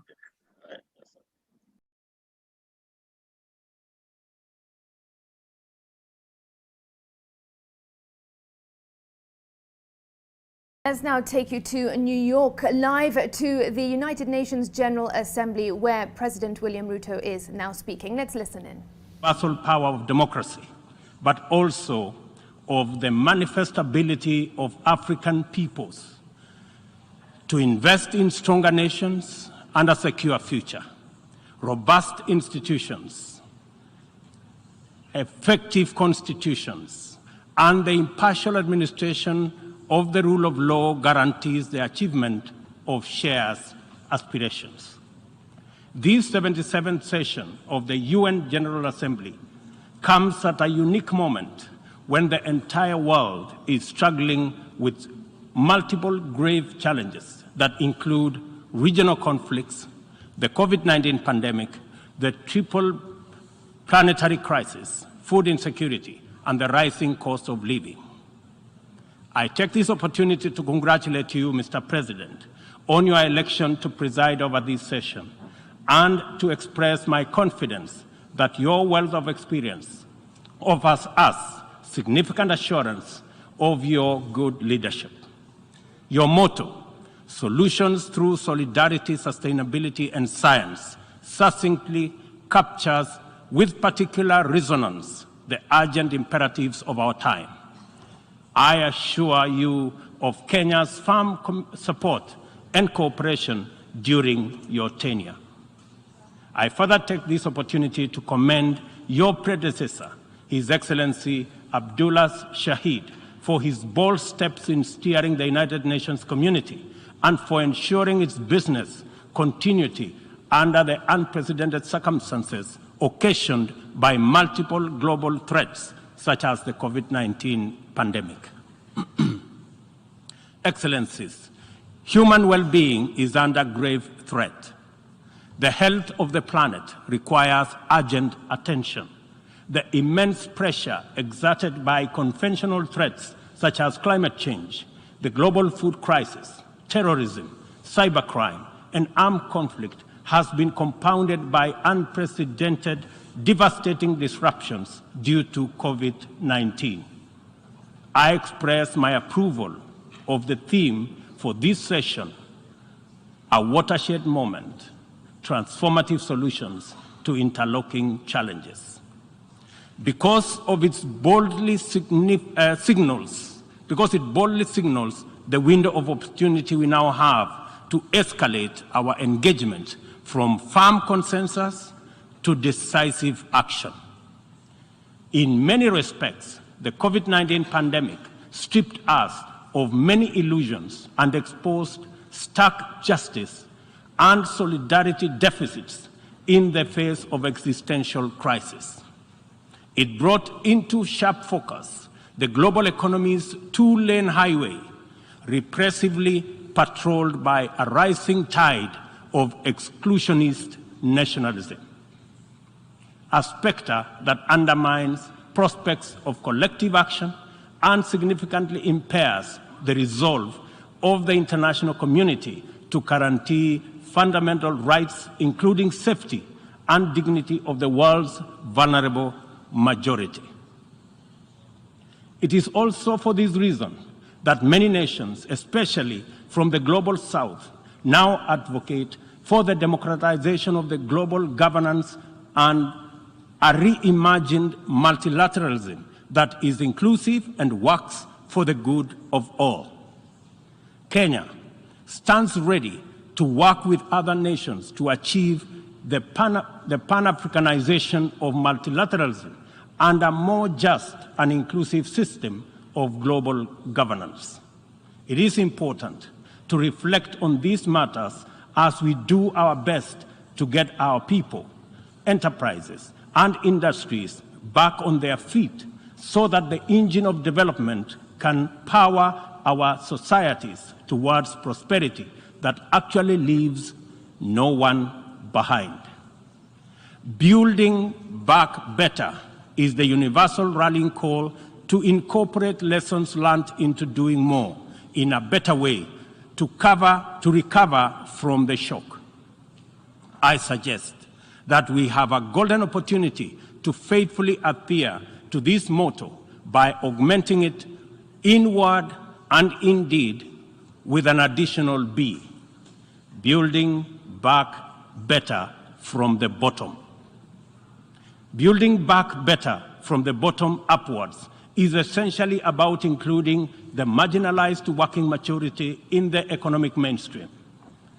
The bottom millions relentlessly wage their daily battle for survival in a crowded arena characterized by scarcity of opportunity and generally precarious existence. The ingenuity, optimism, resilience, and energy in this ever-bustling bottom is sometimes called hustling. Invisibly to policymakers and beyond the reach of many public services, these hustlers take nothing for granted, surviving overwhelming odds and frequently succeeding greatly. In the words of Abraham Lincoln, things may come to those who wait, but only things left behind by those who hustle.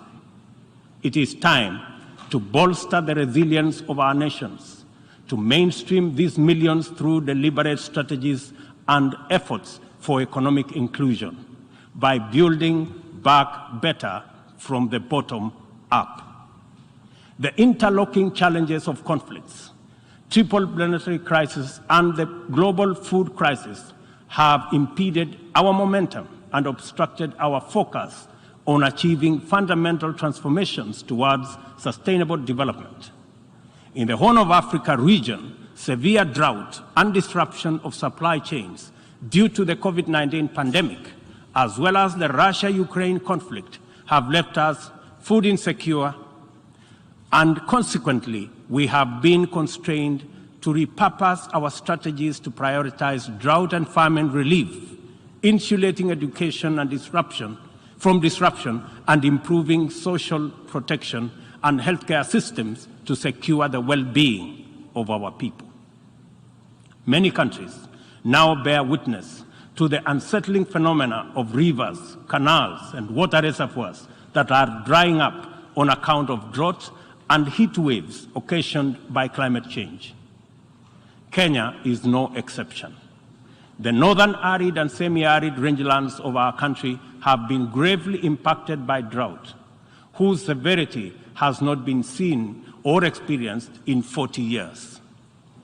3.1 million residents of these atolls are now severely food insecure on account of scarce rainfall over 3 consecutive seasons, leading to poor crop and pasture. This unprecedented confluence of intensely adverse events has exacerbated water scarcity and starvation, worsened by rising food prices, thus complicating Kenya's roadmap towards delivering good quality of life to our citizens and hindering the progress to achieving SDG number 6 and SDG number 2. Severe drought has affected not only the Horn of Africa and the Sahel regions, but continues to devastate many others, including Asia, Europe, and the Americas. If for no other reason, the fact that we all are in this together must strengthen the case for concerted efforts across continents. With this in mind, I call on member states and all relevant stakeholders to demonstrate strong political will and showcase effective cooperation by supporting the most affected countries financially, as well as through sharing land restoration and climate change adaptation technologies. It is through collaboration to expand inclusion that we can attain a new paradigm in multilateralism. The latest report of the Intergovernmental Panel on Climate Change reminds us that we cannot afford to waste another moment debating the merits of doing something vis-à-vis doing nothing. It will soon be too late to reverse the course of events, and then even the best possible interventions will not suffice.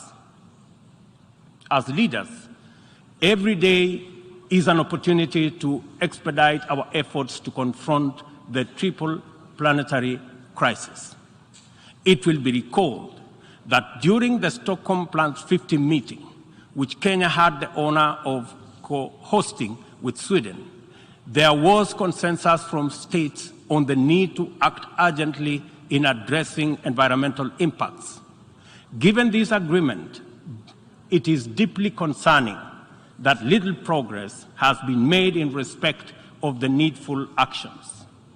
It is time to collectively contemplate urgent measures needed to implement high-priority actions required to contain ongoing disruptions as we deliberate on long-term implementation approaches to be undertaken.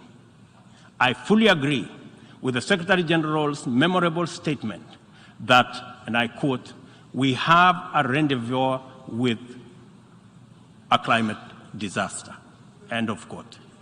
I add that we must not be taken by surprise. If indeed forewarned is forearmed, this is our opportunity to mobilize with tremendous urgency and take action at once. Excellencies, the agricultural sector has an important part to play in reducing the severity of climate change. A number of practices have a bearing, positive or negative, on various dimensions of the environment. Investing in modern agricultural technology is therefore one important avenue towards tackling prevailing environmental changes. Kenya is responding through substantial investment in climate-resilient agriculture. At the core of our 10-year strategy for agricultural sector growth and transformation are 9 flagships. They include the registration of farmers to direct incentives, improving farmer practice through customized extension services, monitoring of emergency food reserve stocks using digital food balance sheet, and the use of early warning systems to monitor food supplies and market prices.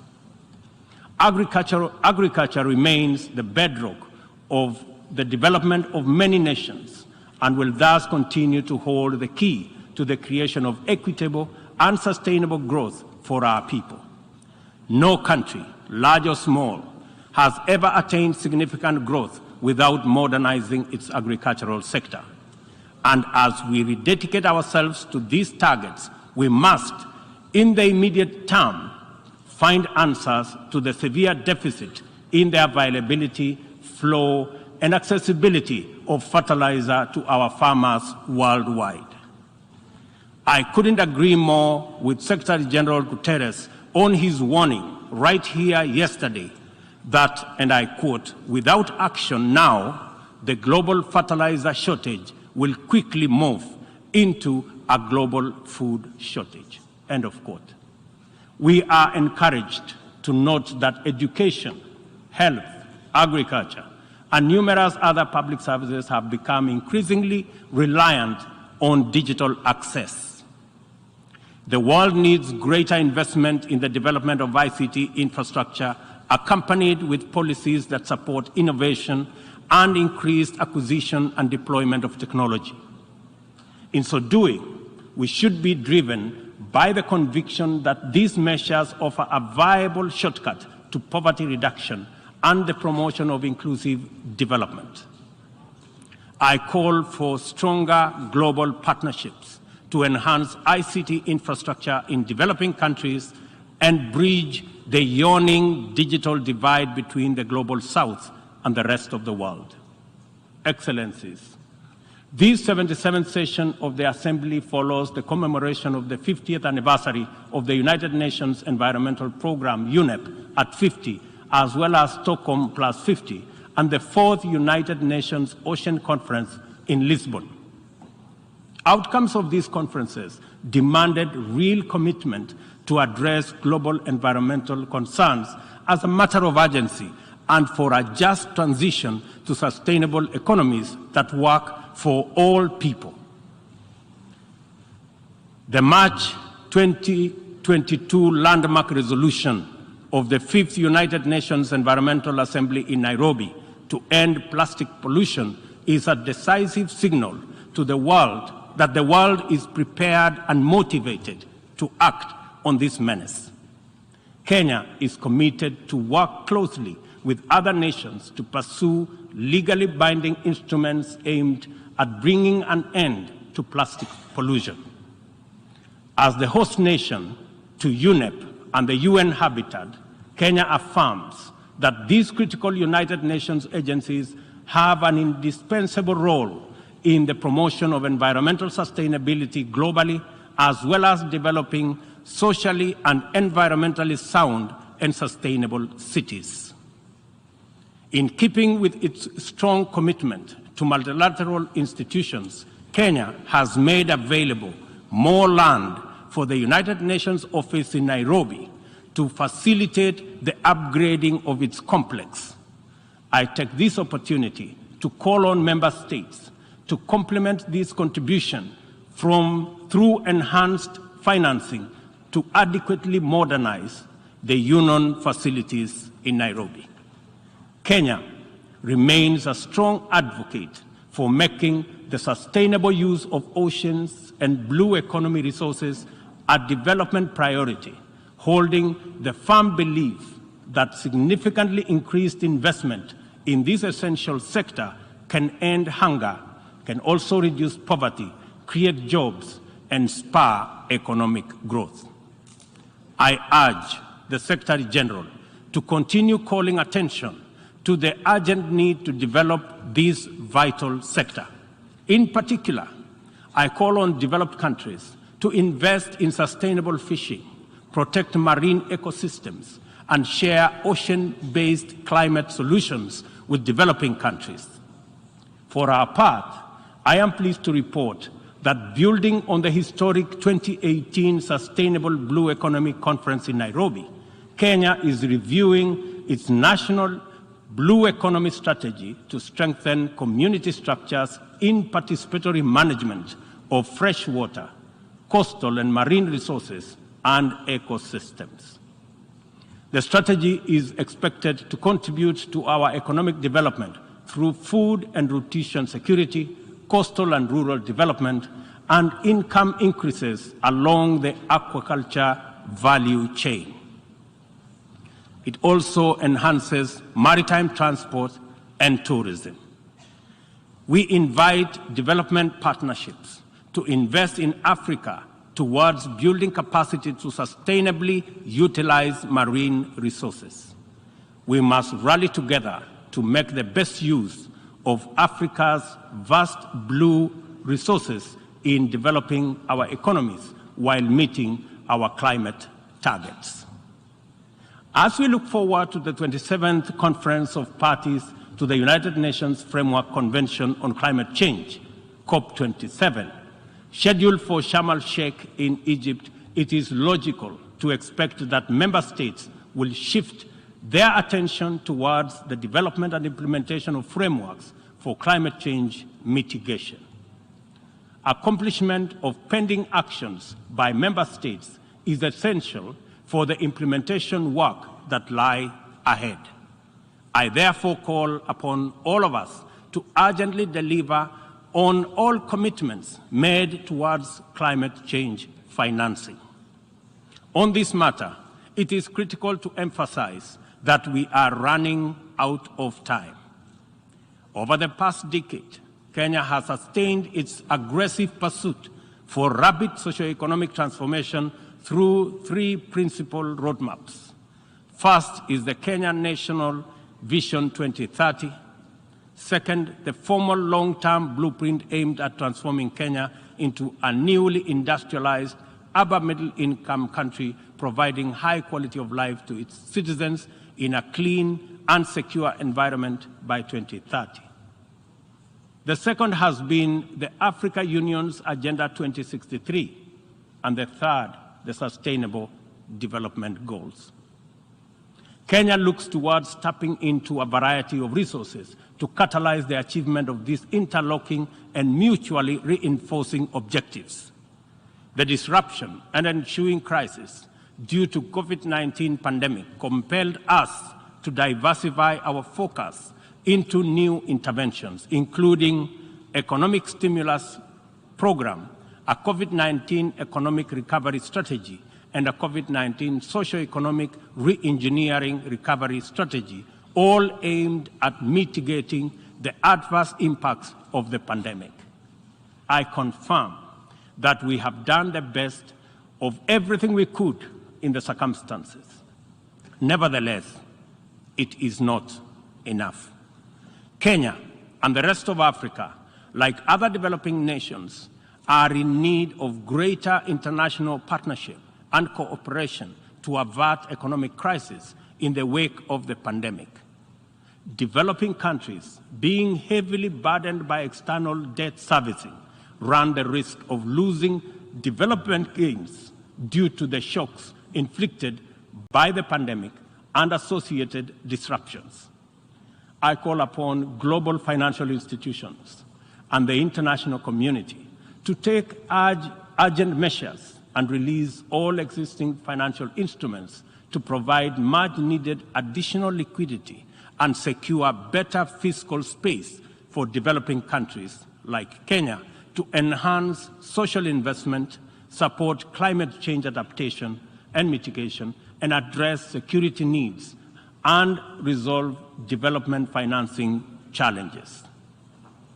On behalf of Kenya, therefore, I join other leaders in calling upon the World Bank, the International Monetary Fund, and other multilateral lenders to extend pandemic-related debt relief to the worst-hit countries, especially those affected by the devastating combination of conflict, climate change, and COVID-19. Furthermore, I urge the G20 to extend and expand the scope of the common framework to suspend or reschedule debt repayments by middle-income countries during the pandemic recovery period. At this point, I would like this distinguished assembly to take a moment and consider the peace and security landscape, a landscape currently beset with multiple challenges, yet abounding with considerable opportunities. Our home region of East and Horn of Africa is in particular burdened by significant conflicts and challenges with implications for the region's development. We stand on the cusp of first opportunity for galvanizing confidence-building measures to generate and sustain momentum towards sustainable peace. In its role as an anchor state in the region, Kenya has sustained our investment in diplomatic efforts to find lasting peace in multiple situations within and beyond the region. Although some processes have yielded undeniable success, challenges remain. I therefore strongly reiterate our call for partnership towards confidence-building measures and urge more concerted efforts towards sustainable peace and stability. Kenya is currently serving in the United Nations Security Council. I am proud to confirm that our engagement over the last 2 years has prioritized regional peace and security, countering terrorism and violent extremism, peace support operations, climate and security as critical contributions to the collective efforts to build a safer, more prosperous and peaceful world. I am also proud to state that Kenya has continued to champion closer cooperation between regional mechanisms and the Security Council as an effective means to achieving international peace and security. Kenya continues to advocate the renewal of the Africa Union security architecture, which draws comparative strength from the highly productive complementarity between the United Nations, the Africa Union, and the regional economic communities. Working closely with the 2 elected African countries of the A3 in the UN Security Council, we are committed to finding a stronger Africa voice in the Council and achieving a consensus-driven, rules-based multilateral system. It is our manifest intention to see greater Pan-Africanization of the global agenda in order to make multilateralism work for the people of the world in their diversity. It is time for multilateralism to reflect the voice of farmers, represent the hopes of villagers, champion the aspirations of pastoralists, defend the rights of fisherfolk, express the dreams of traders, respect the wishes of workers, and indeed protect the welfare of all peoples of the global South. Let me express the strong collective conviction of my country that the relevance, legitimacy, and moral authority of the United Nations will forever remain deficient, undermined by the absence of comprehensive reforms of the United Nations Security Council. We therefore remain firmly committed to reforming the Security Council to make it a more effective, representative, and democratic global institution. Given the magnitude and variety of challenges the world continues to confront, a more fit for purpose United Nations is urgently needed, one that possesses the legitimacy and efficacy in dealing with threats to international peace and security. A just and inclusive world order cannot be spearheaded by a United Nations Security Council that persistently and unjustly fails the inclusivity criterion. Similarly, threats to democracy will not be credibly resolved by an undemocratic and representative Security Council. It is vitally important for this critical institution to reflect the values it is entrusted to protect, to defend, to uphold on behalf of humankind. We welcome the call by President Biden this morning for the expansion of the membership of the Security Council as a significant step in the right direction, and we look forward to building consensus for the actualization of the same. The COVID-19 pandemic severely disrupted health systems, seriously challenging the implementation of programs that are vital for the realization of health-related sustainable development goals. To place us firmly back on track and accelerate our progress towards these SDGs targets, it is imperative for us to foster sustainable partnerships between governments, other state actors, the civil society, and the private sector. This modality of collective action is particularly vital for building resilient health systems whose importance in enabling us withstand future pandemics and other health crises can no longer be disputed. For this reason, Kenya will continue to strongly support the development of legally binding World Health Organization international instrument to anchor global solidarity and promote equity. The fact of the matter is that the COVID-19 pandemic exposed for all the world to see the severe deficit of these critical values in our present multilateral configuration. Global supply chains remained impervious to demands in the global South generally, and Africa in particular. Unequal access to vaccines underscored this unjust and unequal situation with unforgettable clarity. Whenever human life, security, and welfare is in jeopardy, it is immoral to administer interventions through frameworks that are anchored on fundamental inequality. We are all witnesses to admirable demonstrations of effective solidarity in response to crises in various parts of the world. Our knowledge of the possibility of spontaneous yet resolute global solidarity reinforces the African exception as particularly repugnant. From genocides and civil conflict to famine and pandemics, the African continent is consistently left behind to bear the brunt of weak solidarity and disastrous failure of multilateralism. History indicates the last time Africa was the focal point of strong and effective multilateralism and multilateral consensus was during the Berlin Conference of 1884-1885, and the character of the ensuing interventions casts a long shadow to date. Not to put too fine a point to it, the failure of multilateralism during crises which relegate the people of Africa outside the cycle of moral consideration and normalizes humanitarian neglect and other casual injustices are failures of humanity. Nothing about Africa, and I say nothing about Africa or its people makes it acceptable for this type of failure to persist in this era.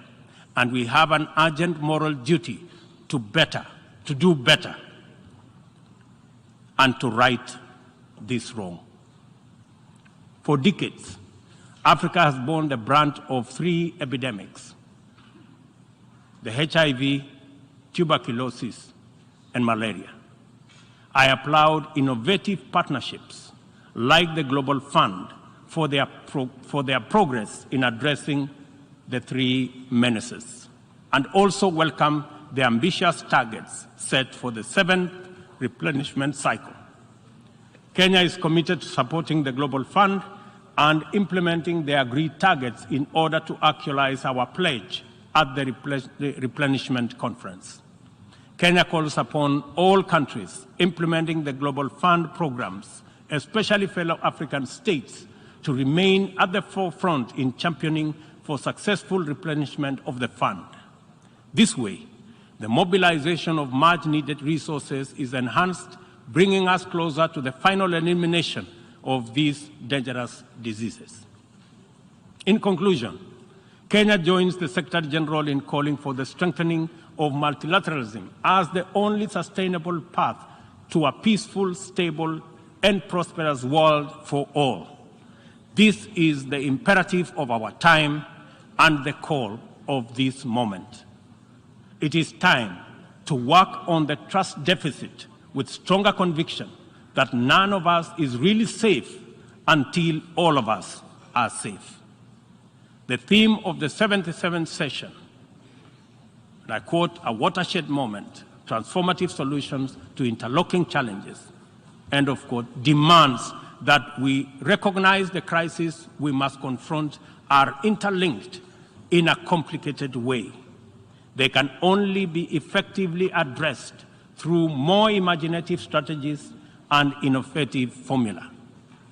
A population of 8 billion people in a densely networked world increasingly looks up to the multilateral system as the anchor for their individual aspirations directly and indirectly through robust national frameworks. Increasingly, therefore, the United Nations system is expected to be responsive to these needs, and for the proceedings in this forum, in a forum like this, to speak to ordinary people in far-flung reaches of our incredibly diverse globe. It is impossible to address all their individual needs directly, but it is possible to respond to all of them by speaking with conviction to the universal values of equality, inclusion, justice, solidarity, and collective action, and by making sure that all our interventions effectively reflect them with clarity. The integrity of the international order must be measured by the distance separating our resolutions, consensus, and agreement from decisions, actions, committed interventions, and effective solutions. A watershed moment, therefore, demands that we reduce that gap drastically and quickly. Kenya pursues numerous essential domestic agenda through the multilateral framework. We are heavily invested in the strength, effectiveness, and eventual success of all interventions formulated by the United Nations. It is important that the output of this and other similar fora achieve immediate resonance in the minds and lives of our youth still seeking opportunity to express and actualize themselves, our farmers working to feed nations, our Juakali entrepreneurs striving in pursuit of success in the informal economy, and our professionals who formulate policy, implement strategy, and monitor service delivery in public and private sectors. Africa places immense value in the international community and the tremendous possibilities it can unlock through inclusive, sustainable, and effective action to transform the lives of our people and establish lasting peace, security, and shared prosperity. This watershed moment is our chance to turn the key and open this door of opportunity. We can make progress in addressing the triple global threats and liberate ourselves from the shame of past failures of multilateralism. At this watershed moment, we must not only choose, but also act decisively to bequeath our children and their children a greener, safer, healthier, and more abundant earth. Let us do it together, inclusively, multilaterally. I thank you.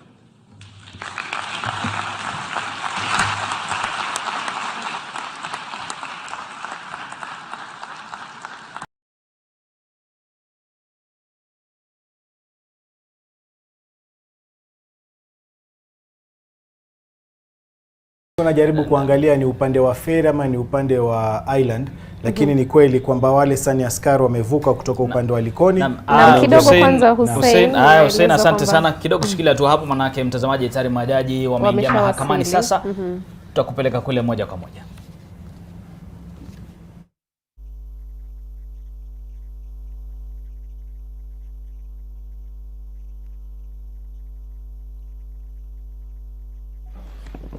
Good afternoon and welcome to the Supreme Court of Kenya for the delivery of judgment in presidential election petition number E005 of 2022 as consolidated with E001, E002, E003, E004, E007 and E008 of 2022, Raila Amolo Odinga and 6 others versus William Ruto and 13 others.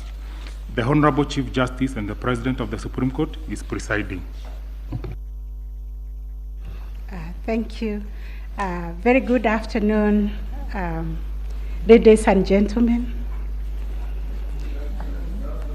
Yes, this is the judgment of the court, which is delivered pursuant through to Rule 23(1) of the Supreme Court Presidential Election Petition Rules 2017 in the presidential election held on the 9th August 2022. This is an abridged version of the judgment. The full judgment will be delivered after 21 days. Kenya is a sovereign multi-party democratic state whose foundations are firmly spelled in the Constitution. The Kenyan people's quest for electoral reforms since independence is well documented. That notwithstanding, and even without going back to the pre-1992 era, every cycle of elections has been highly contested, with the exception of 2002. This speaks to a background of distrust of the administration of our electoral process. Informed by this setting, Kenyans made a decision to vest the Supreme Court with the jurisdiction to determine questions regarding the validity of a presidential election under Article 140 of the Constitution. The reactions following the declaration of results of the presidential election of 9th August 2022 shows that the Independent Electoral and Boundaries Commission, IEBC, has not yet garnered universal public confidence and trust in the internal management of the Commission and elections. On the 15th August 2022, 6 days after the general elections were held, Mr. Wafula Chebukati, the chairperson of IEBC, announced the following results. Raila Odinga, 6.942,930 votes, representing 48.85%. William Ruto, 7.176,141 votes, representing 50.49%. David Wahiga, 31,987, representing 0.23%. George Wajakoya, 61,969, representing 0.44%. Based on their foreseen results, the chairperson of IEBC declared William Samoei Ruto the first respondent, the presidential candidate for the United Democratic Alliance Party, as the president-elect. This declaration has precipitated a total of 9 presidential petitions that are filed before us, to wit, number 1, presidential election number 001 of 2022, John Njoroge Kamau versus Wafula Chebukati and 3 others, and Raila Amolo Odinga and 7 others named as interested parties. The second petition is presidential election number 002 of 2022, Youth Advocacy Africa and another versus IEBC and 12 others. Third petition, presidential election petition number 003 of 2022, Kerif Khalifa and 3 others versus IEBC and 3 others. Fourth petition, presidential election petition number 4 of 2022, David Kariuki Ngari versus IEBC and 9 others. 5, presidential election petition number 5 of 2022, Raila Amolo Odinga and another versus IEBC. 6, presidential election petition number 6 of 2022 by Moses Kuria and others versus Honorable Raila Amolo Odinga and 4 others named as interested parties. Number 7, presidential election number 007 of 2022, Okia Omtata Okoiti and others versus IEBC and others. Number 8, petition number 008 of 2022, Julia Nyokabi Chege and others versus IEBC and 3 others. And the last one, but not least, petition number 009 of 2022, Ruben Kigame Richete versus IEBC and others. In addition to these petitions, we received a total of 24 interlocutory applications and 1 preliminary objection, which were filed in this court. 2 of the presidential election petitions were struck out. That is petition number 006 and 009 of 2022 for failure to meet the constitutional threshold as set out under Article 140 of the Constitution. On 29th August 2022, this court also admitted 3 amici curiae briefs by the Law Society of Kenya, the Kenya section of International Commission of Jurists, and John Warubengo, and 2 others. Upon perusing and considering the issues raised in the remaining presidential election petition numbers 001, 002, 003, 004, 005, 007, and 8, the responses and the submissions filed